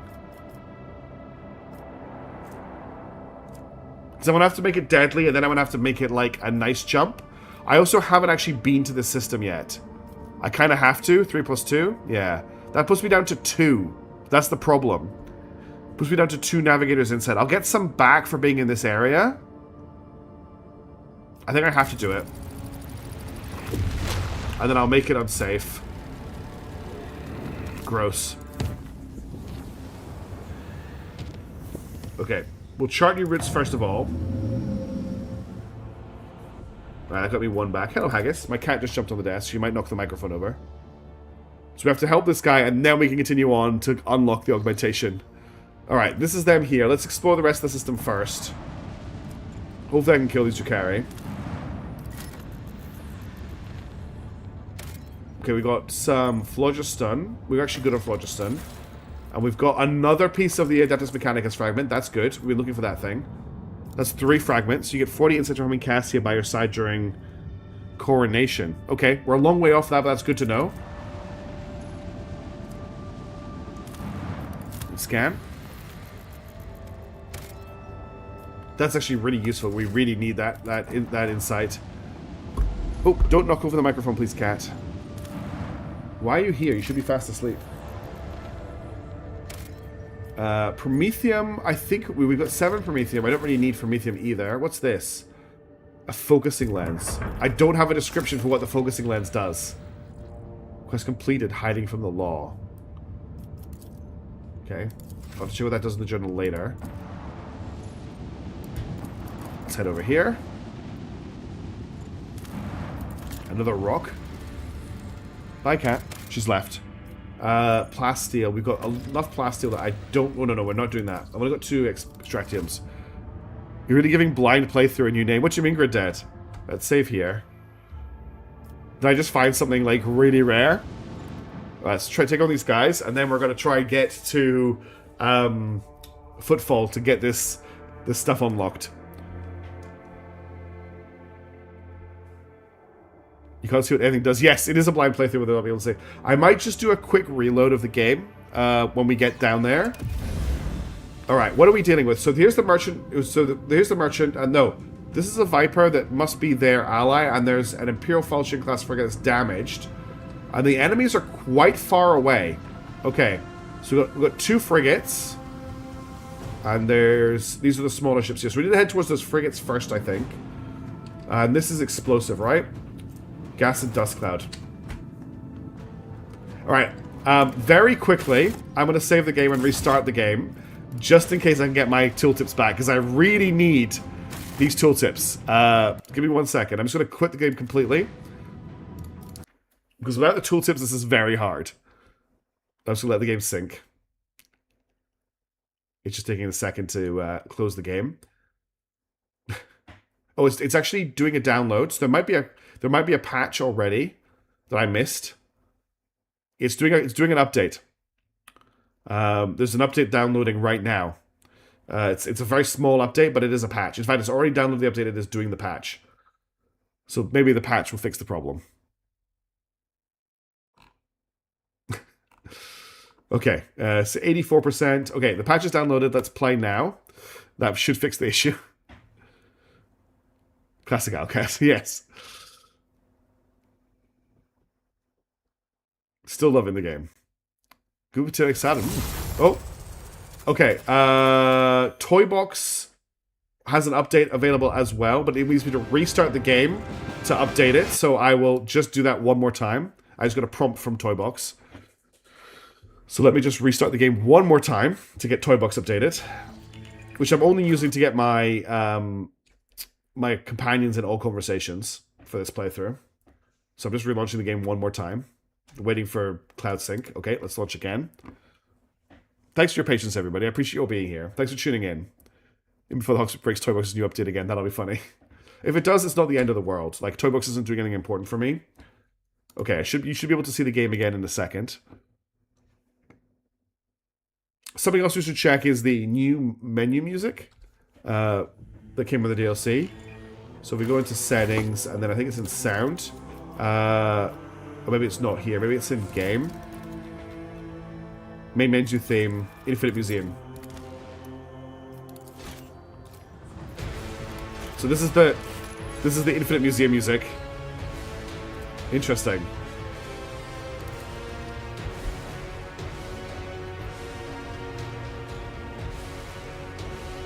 Very interesting.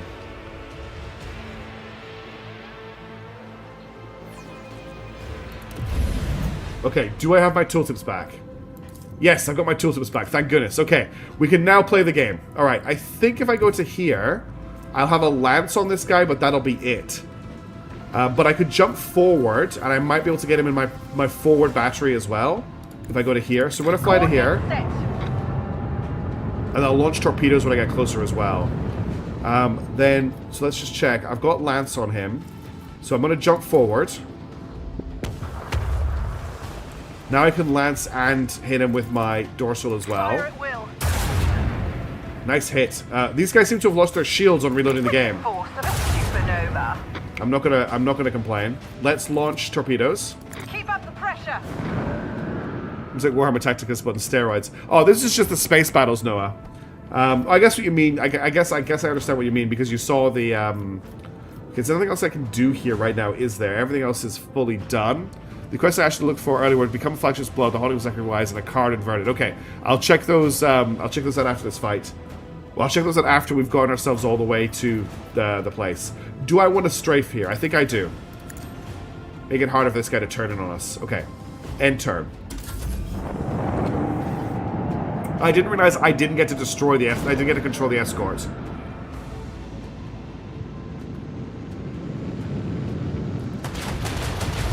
Are they going to destroy the ship before I get in there? I don't like these missiles they fire. They're very strong. We maybe need to deploy some interceptors to come back and help the ship.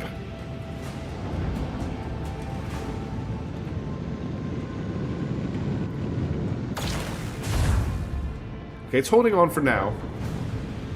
I knew I'd done at least the first. So check the completed quest and you'll see the DLC logo. Okay, thanks for the update. He didn't shoot. Okay, he did shoot. Okay, that didn't do too much damage. And the falchion's running, which is good. Okay. So I think if I take torpedo control, I can hit one of these guys. Just got the drops, including previous ones I missed. Awesome, Dusty. I'm really happy for you. Okay, we're not able to make it all the way around, but we can at least get a turn going.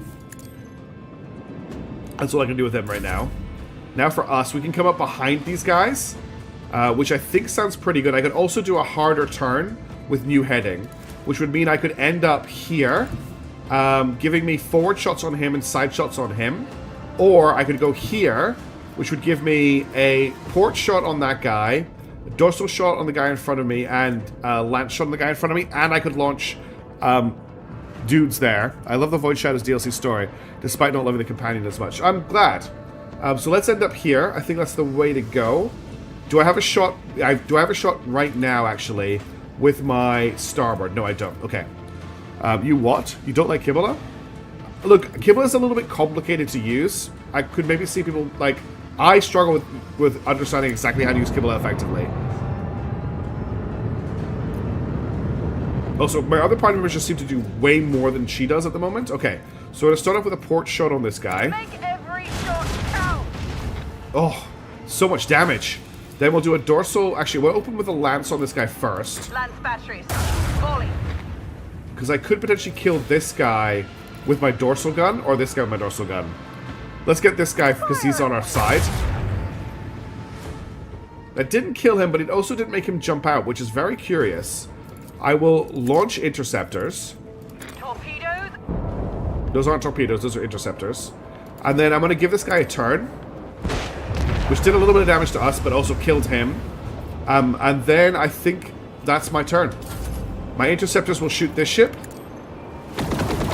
which will kill them, but that's fine. That's fair, wooden plank.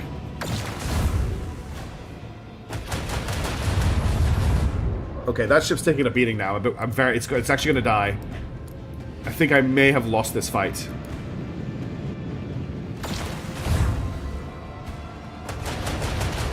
Yeah, okay.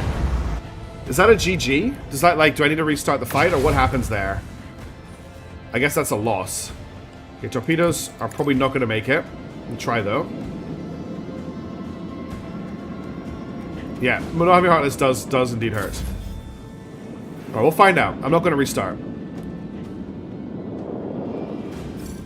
Alright. These torpedoes can fly straight into... Is that our torpedoes? Yeah. Torpedoes can fly straight into him. It didn't kill him. What? Or I can fly up to here. Engage the engines. Give him a starboard bombardment. Macro cannon. Open fire. Okay, and then... I don't have a port shot on him, unfortunately. But I could turn in and get him with the lances. Coordinate set. Lance battery. Volley. That's what I was thinking. With the force of a supernova. Okay. So they're on 1 health. It's also, the enemies aren't running away, which is what I'd expect them to do. Set the void. But our interceptor should be able to finish this for us. I can also reload, extra reload, but it's just going to be our macro cannons, which won't have shots on anyone, so that doesn't really matter. Then you guys can fly to here, so you're not in the explosive area. And that's the mission over. Time to reap the spoils of the battle. Okay. It looks like we won. I don't know what the outcome is because we lost the merchant ship. But it didn't fail us for losing, so... A new message from Master Scamander. This time he is not reporting any attack, but the alleged location of one of the Xenos leaders. Achilles' aides have reported that said leader will be heading an attack on the paradise world Grantis. There is one catch. The planet belongs to Kelliger's Winter Scale, another rogue trader. Master Scamander notes his message that responding to this distress call is likely to be considered an incursion to somebody else's territory. The god of Grantis will most likely send a call for aid the moment the raid begins, and if your voyage happens to be nearby, no one will question reasons for landing. Okay, so we need to get to Grantis, but right now we need to jump back into... Well, first of all, we need to repair the ship. Next mission is not timed. Okay, cool. Let's jump back into the warp, and we'll head to Footfall. And we'll talk to them. I'll do all that. Like, I'm not too worried now, but this is all stuff to make sure I definitely do before the next stream. Because we're almost at Furibundus. So let's jump to here. Okay, and then we want to jump. I can't do a direct jump, can I? No. So we'll jump to here. We're only one more jump away. Wait, there was a merchant there? Oh, crap. I didn't realize. Okay. A fire broke out on one of the decks. The raging disaster consumed the entire chamber, destroying precious cargo and jumbling interior plating. No goodie parts were found. While clearing out the rubble, a few people claimed the suit on the plasteel beam has formed lines in cryptic alien language not known to humans. Delirious workers were executed and their bodies disposed of in a proper manner. Can someone remind me to talk to the guy in that area next time? An important event has occurred in one of your colonies. You can visit the colony and complete the event at any time. Okay. So I've also got that to deal with. But we can now jump to Furibundus on a safe route. So let's do that. This is in the Calixtus sector. No, it's not the sector. It's a Cronus Expanse, which is next to the Calixtus sector. It's in the Dark Imperium. I'm not sure exactly what segmentum it is in. Alright, we're here. We made it. In our mad rush southwards. Sorry for missing the merchant grid dead. We'll go back for them. Your ladyship, we have contacted Alter Templum Calaxis X-17. In accordance with your orders, the Astroplan Choir sent a message to the station about the plight of the Implantation Throne. Alter Templum responded to our overture very properly, which in itself is extremely remarkable for close servants of the Omnissiah. The Adeptus Mechanicus report that they are most aggrieved by this misfortune that has befallen this ancient relic, and they prepared to dispatch to the flagship a learned man versed in the restoration of archaeotech machines. His name is Yogan Febris, and he is ready to not only personally assist the dynasty, but also to teach the ship engineers all the necessary rituals. It's random frigate jumps in, kills Sakai, and jumps away. Do you install the thing you got for the ship? No, I haven't, Lincoln Gate, because I didn't know what it did. In return, the Crimson Priest asked that you visit the station and inform them of the fate of the miraculous fusion reactor from Rykard Minoris. What did I do to the miraculous fusion reactor? I think I took it. Oh, what did I do? Cemento Obscurus, thank you, Wooden Plank. What did I do with the miraculous fusion reactor? Okay, we'll head over there. A relay would be great to visit the station. So I need to head to here. Let's just check what that upgrade was first. Did I blow it up? I thought I stole it.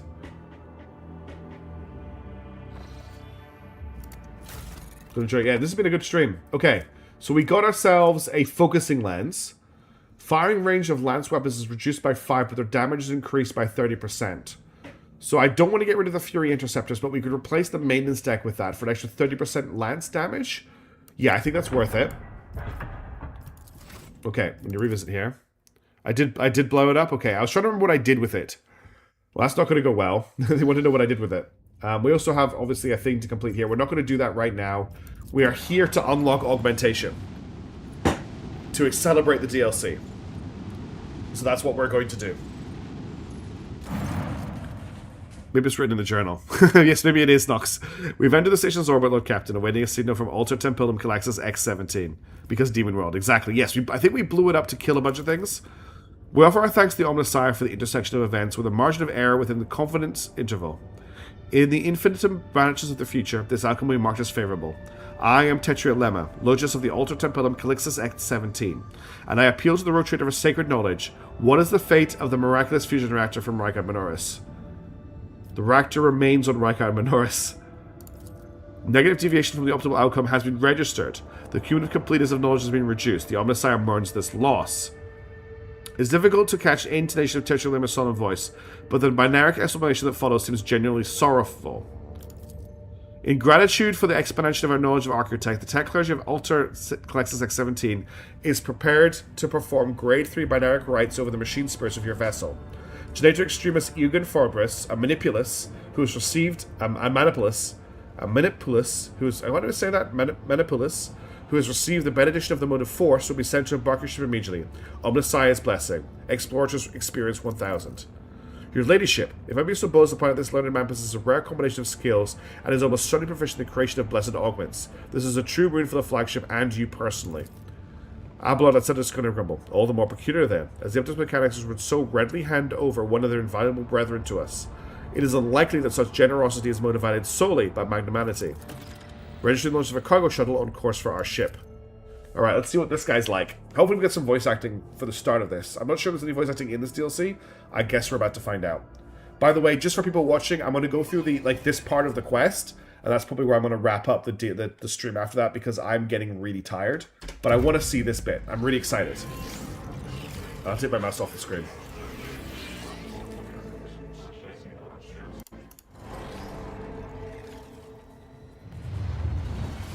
Oh, he is awesome. Tech Deacon.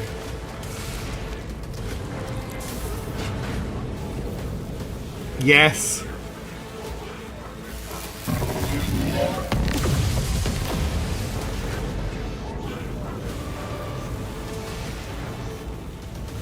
Indeed, an absolute unit. I love his hat. Did he just fix it by showing up and going, yo? I think he did. I think he just showed up and went, yo, and he fixed it. Raising his hand, the tech priest snaps his hand. Raising his hand, the tech priest snaps his hand closed, and the sparks of motive force vanish. Almost as if he has caught them in his fist. A corpulent man with a metal abdomen and bulky carapace. He hovers above the deck like a large crimson beetle. A mature face sits beneath an angular black cap. For a servant of the Aptus Mechanicus, his visage retains a surprising proportion of organic material, and is set in a dense beard of cables and pistons. A wise man once said that a machine spirit cannot be looked upon, and he was right. For the Omnissiah in his infinite wisdom has concealed his creation even from the gaze of his most devoted servants. But can the believer come to know the nature of a machine only through an eye of organics or steel? No. For the vapor that brings forth the scent of sacred unguents is the spirit's breath. The rumbling of joints and rods is the beating of its heart.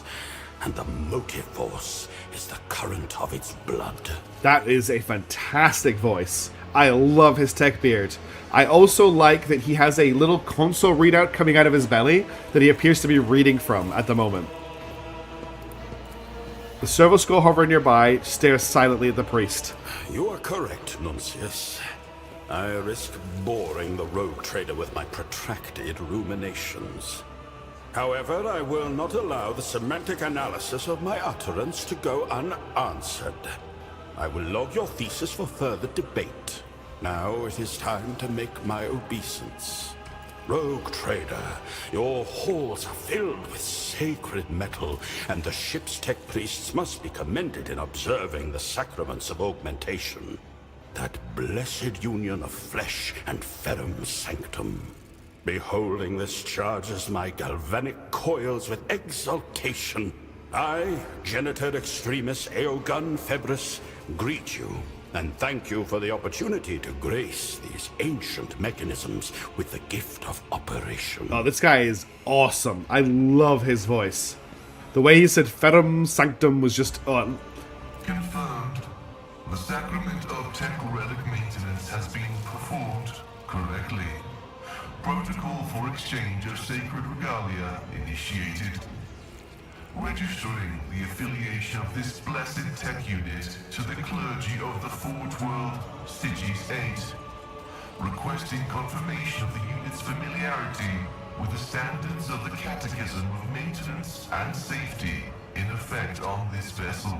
It is my pleasure to confirm the protocol for the exchange of sacred regalia and greet my brother in ministry.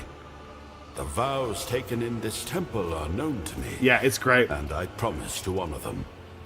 I request a meeting with my esteemed colleague to facilitate knowledge exchange and to Whoa. You made me jump, Dusty. Oh my god, I keep forgetting that I have that. So, explain an expert is supposed to be pausing the game if I'm playing a strategy game to explain what is going on. I need to get rid of it because it's literally just a jump scare. Is there anything you'd like me to explain? Otherwise, we could just wait a couple seconds and the hold it will go away. It's been so long since somebody used it, I forgot it was there. I need to disable it. Heinrichs found something, making some sort of mental note. Who is this wise man who theorized the Green Spirit? It would be interesting to read his work. Junior Lex Mechanic Karain, operator of Auxiliary Terminal 289-0 of the lower workshops of Alter Templum Calixus X-17. A pragmatist and a bureaucrat who saw the world solely through the prism of statistics, endless parades of outflows and inflows. He had little interest in anything other than keeping track of valves and vents. Please don't spam it. Now and then, he would drop pearls of wisdom such as these, without even noticing it himself. Thank you, Raven. I felt it was Thanks my for the follow. duty to pick them up. A compelling display of your abilities. Can you produce energy? An excellent observation. My technical designation is Manipulus. And here is the galvanic cell. Oh. The repository of the motive force. No, that will take too long. Better to give a demonstration. So he has a galvanic cell. Raven underscore file just subscribed and says %. Thank you so much for the sub, Raven. I really, really appreciate it. It's very kind of you. Welcome on board. He has a galvanic cell within his chest, his abdomen, which is why he has such power over the motive force. Questions? He just shot a tech priest. Tech, you succeeded. Oh no, he's doing stuff with his... Okay, he's doing all sorts of crazy stuff. Intriguing. So your galvanic cell not only stores energy, but also redistributes it to wherever you direct it. And you power it similarly by drawing energy from other sources. Correct. Entirely correct. Rarely do I meet such astute interlocutors among the laity. I respectfully Hey, folklore of the future. initiate Good to a see request you. How's it for an going? audience. I must discover what other gems of knowledge are hiding within your rich So mind. good. He has a lightning rifle and a plasma gun. And a, I love he just has like a metal hand for holding his tech priest axe. You have another tech priest, yes. Genitor extremist, what does that mean? It is my creed. The incontrovertible fact that has defined my existence for as long as I can recall. Premium English, And yes. I recall a great deal. I have devoted myself to the mysteries of flesh and metal, to the processes by which one joins with the other, by which they live in union, and how they die. I am intimately familiar with machines, such as the one that I restored to life. I will school the members of the priesthood on board in its litanies of maintenance and operation, and reveal the secrets of the command rooms so they may operate it themselves. Amazing. So Raven, it looks like you can unlock augmentation pretty much straight away. For the rest of it, I have no idea. Winning well. You winning Wars of the Hammers? I'm unlocking augmentation for Glorious of the Future. Also, hey, Lights Commander. And hey, Toasted. Yes, it's. I think a lot of people are here for the drops, which I'm more than happy for. Welcome everybody to the stream. The sacrament of Ferrum Sanctum will be made available to you and your retinue. That, too, is an incontrovertible fact. Excellent. Thank you for your help, Jürgen. Where will you go next? Your thanks are accepted, but my service is not yet at an end. The clergy of the Alter Templum Calixus X-17 Cloister, in gratitude for the tidings of the sacred Archaeotech, request that you be attended by Magos Aeogon Febris and the unit Nuncius. Which is his seroscope. I seek your leave to employ our skills Yes. and knowledge for the benefit of the Von Valancius dynasty, including but not limited to tending to the machine spirits of the Sector Bionica. and conducting experiments Really in the lags. name of knowledge. It's pretty good these days. Well, we're living in good times for Warhammer content, I have to say. In other words, allow Nuncius and I to remain on the ship and accompany you. We are well versed in augmetics, genetics, Oh, thank you for the resub. On to the Commander, just anatomy of subscribe. humans and abominable xenos alike. Thanks for the And resub. the mysteries Really appreciate of it. the motive force and of sacred Oh, he knows that. engineering. Interesting. These fields of knowledge may also be employed to eliminate units whose views are not conducive to productive debate. Why do you wish to do It this? is my sacred duty to stand vigil to ensure the faithful operation of the technology I restored. Beyond that, Alter Templum Calixtus X-17 is an enclosed community. Many Exactly, wisdoms Dusky. can be found within its walls, but I seem to have exhausted their supply. Theory lays the foundation for exploration. He's bored, that's why he's Only coming. practice can open the Yeah, we're gates to so knowledge. close to it. Almost 20k Nuncius and I subs on have YouTube is insane. always been practitioners first and foremost. On that note, new Xenonauts episode is coming out after this stream. Welcome aboard, Jürgen. Skepticism is undeniably one of the instruments of knowledge, dearest colleague. It guards us against many heresies. If only, preventing Dusty, ego if and only. vanity from clouding Battletech vision 2, on the please. path of service. But as you see, Nuncius, it is not justified in every circumstance. Rogue Trader, Nuncius states that you are a person of rare perspicacity and prudence. Ormec Commander I record 3, yeah. this as an incontrovertible fact, and thank you for your hospitality. You are very welcome, Jürgen. But of course, I did not come empty-handed. I would like to present you with this augment. Now that the machine spirit of the implantation throne is Ooh. awake, I can bestow its blessing upon you or one of your retinue, should the rogue trader will it. Okay, first of all, we've got ourselves a pneumatic assault grapple Mark Warrior. The user gains the force couple enemy and force couple ally abilities. Anarchy_TV_ just subscribed and says reminds me to update Prime. Hee happy smiley. Thank you so much for the 3-month resub, Anarchy TV. Welcome back aboard. Force couple enemy allows the user to attack the target enemy with a melee weapon if they have one equipped after the pull. If the user has 2 weapons equipped, they attack with both of them, but each deals 50% less damage. Using either ability sets both of them on cooldown. User's weapon skill is reduced by 10%. Okay, so it gives a hook shot to somebody. It's very interesting. There's going to be pretty big mods for Battletech that opens the entire system. There are some pretty big mods, yes. The problem I have... Oh my god, he's actually a party member. Pascal, I'm very sorry, but we need to check this guy out. The problem I have with Battletech, right? I love Battletech. One of my all-time favorite games. I follow the development of that game very, very closely. Folklore the Future, thank you so much for the the sub. Future just subscribed and says percent Sent message percent. Thank you so much for subbing, Folklore for the Future. Welcome back. So Battletech was one of my all-time favorite games. Followed it all the way through development. Loved the team. I thought Kiva was just a genius when it came to her design for it. But with all the mods there are for the game, sure, Daedra, I'll see if I can pull them out. Of course you can.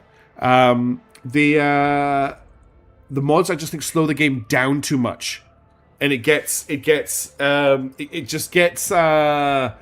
too clunky for me when there's lots of mods installed. It just runs really, really slowly, and the interface isn't made for it all. But that's just my personal complaint. So yes, we are currently replacing Pascal with Jürgen, and I don't know how I feel about that.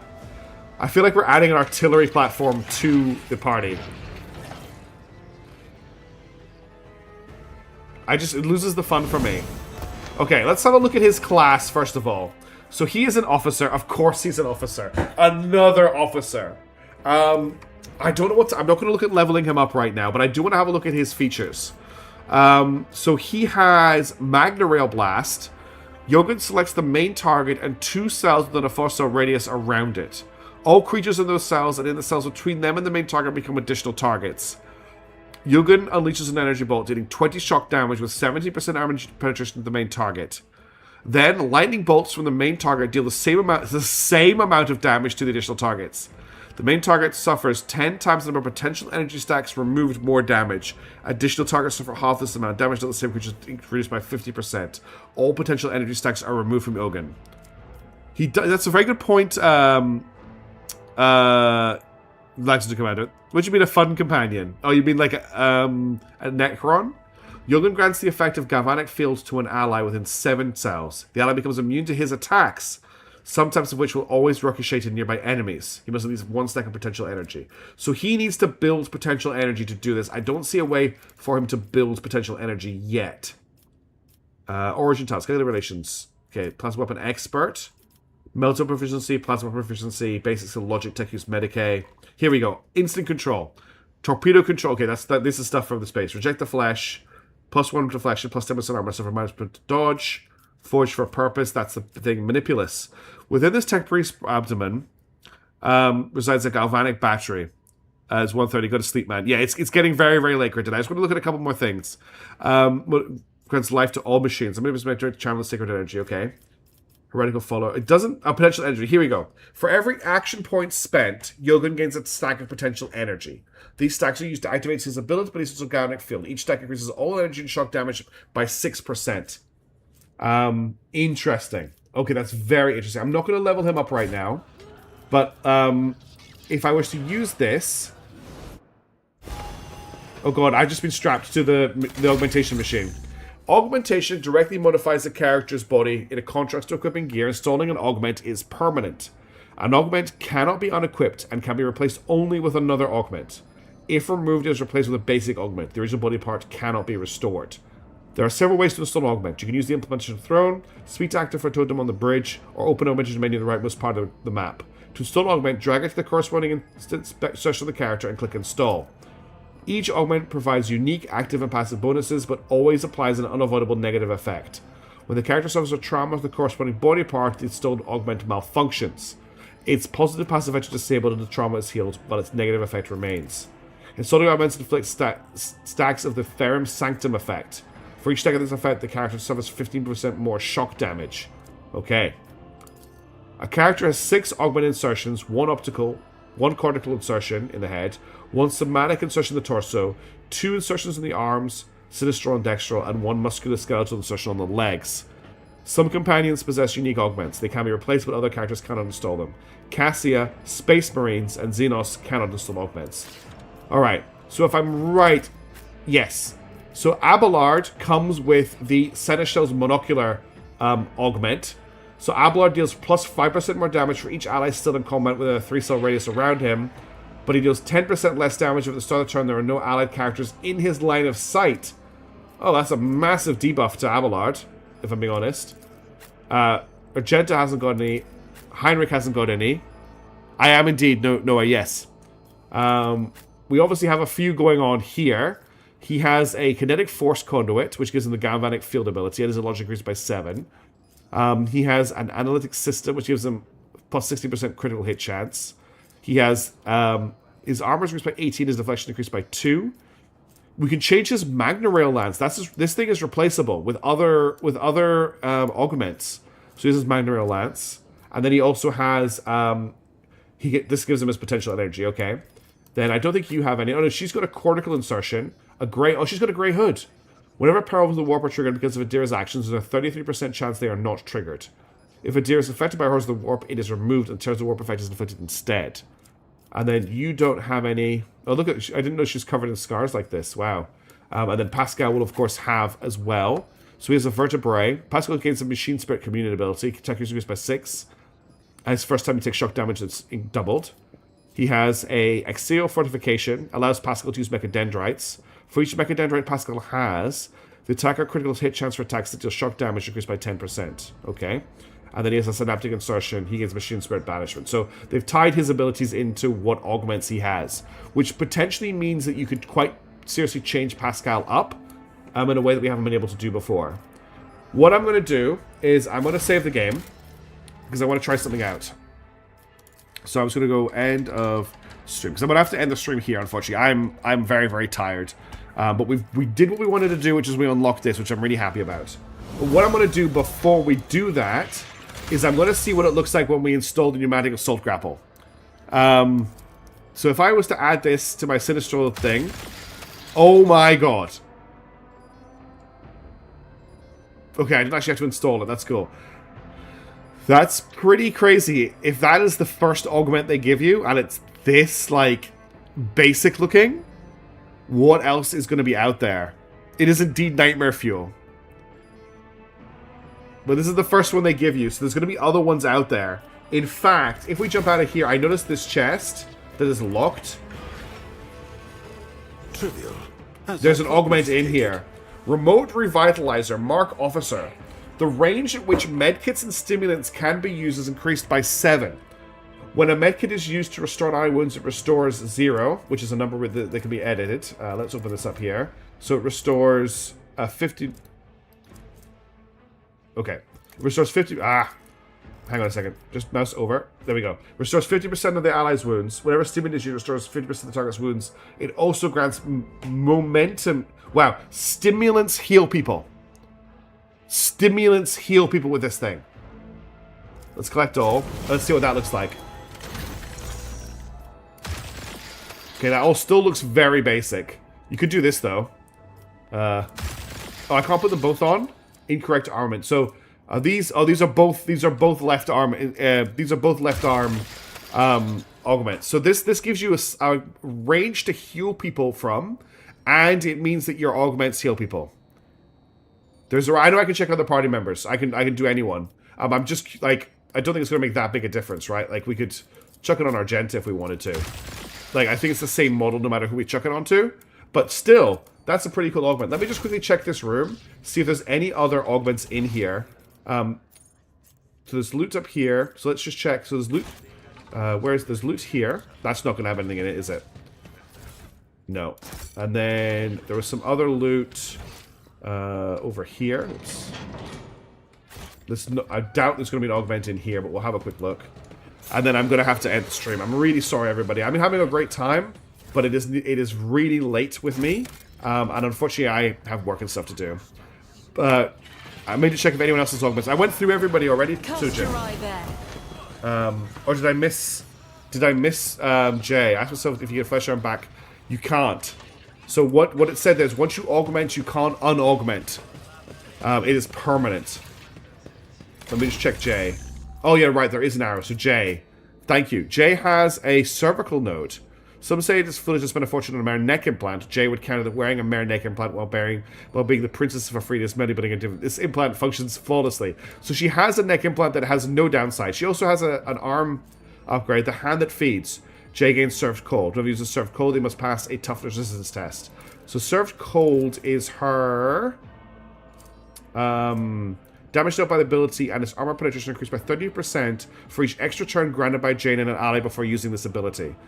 The extra turns are counted. Okay, so she's now got an ability that gives her more damage from gaining extra turns, which is really interesting. I can't folklore because it is an equipment. It is actually an augment, and I know it has an augment slot. So we have a look here. Dextral insertion, actually. I can take it off him. Incorrect armament. Can only be used by a manipulus. So only he can use it. Only he can use it. Sadly. You also have... So he has an optical insertion. If the Mibus... So this gets his... He gets more damage if his Cybermaster is apprehending. He gets more armor if his Cybermaster is protecting. If it's on standby, he gets movement point. And only if he can see it. It does... it's another... Okay. But yeah, we've got the manipulus. Solomon's perception and fellowship is by 5 at the start of his turn. He does not have the Cybermaster in his line of sight. And then we've got his Sinistral, the Hand of Penance. Solomon gets Forceful Pledge. Whenever Solomon uses Forceful Pledge, he suffers slowed. So his Forceful Pledge is... The target creature adjacent to Solomon must pass an agility resistance of -20 penalty on a failed test to become immobilized and is considered full cover for Solomon. Oh my god, he can make people cover with this augment. That's pretty cool. I think that's everybody, yeah. Alright. I'm really sorry, everybody. I am, unfortunately, going to have to end this stream here. I really appreciate everybody hanging out today. I've had a wonderful stream. This has been awesome. Thank you so much, everybody who's joining for drops. I hope you have a wonderful day. If you're interested in more stuff that I do, I stream Mechanicus 2 for American Friday nights. I stream Unicorn Overlord for American Saturday nights. I also stream Terra Invicta at this time on Mondays, and I obviously stream Rogue Trader at this time on Thursdays. And I'm also on YouTube, I'm releasing Xenonauts 2. I've got a playthrough that's about to complete Nebulous Fleet Command, and when it releases, I will also be playing through Star Wars Zero Company. So if you're interested, check that out. I'm getting really close to 20,000 subscribers. If you are someone who watches my stuff and you're not subscribed, why are you not subscribed? Get subscribed. It helps the channel out a ton. I'd just like to do a special thank you to everybody who supported the channel tonight. So thank you, first of all, to Spin Loki for the massive super chat. That was really, really kind of you. Thank you to Grid Dead for the gifted subs. Thank you to Wooden Plank Games for the gifted subs. I really, really appreciate it. Thank you to everyone who's resubbed as well. That's Raven through Lexington Commander, Anarcher TV, Folklore Store of the Future. I think that's everybody. Thank you for all the follows as well tonight. Really, really appreciate it. You're all amazing people. Never forget how cool you are. Have a wonderful day. And of course, have a happy Pride Month. I'll see you later. Ciao for now, everybody. Bye.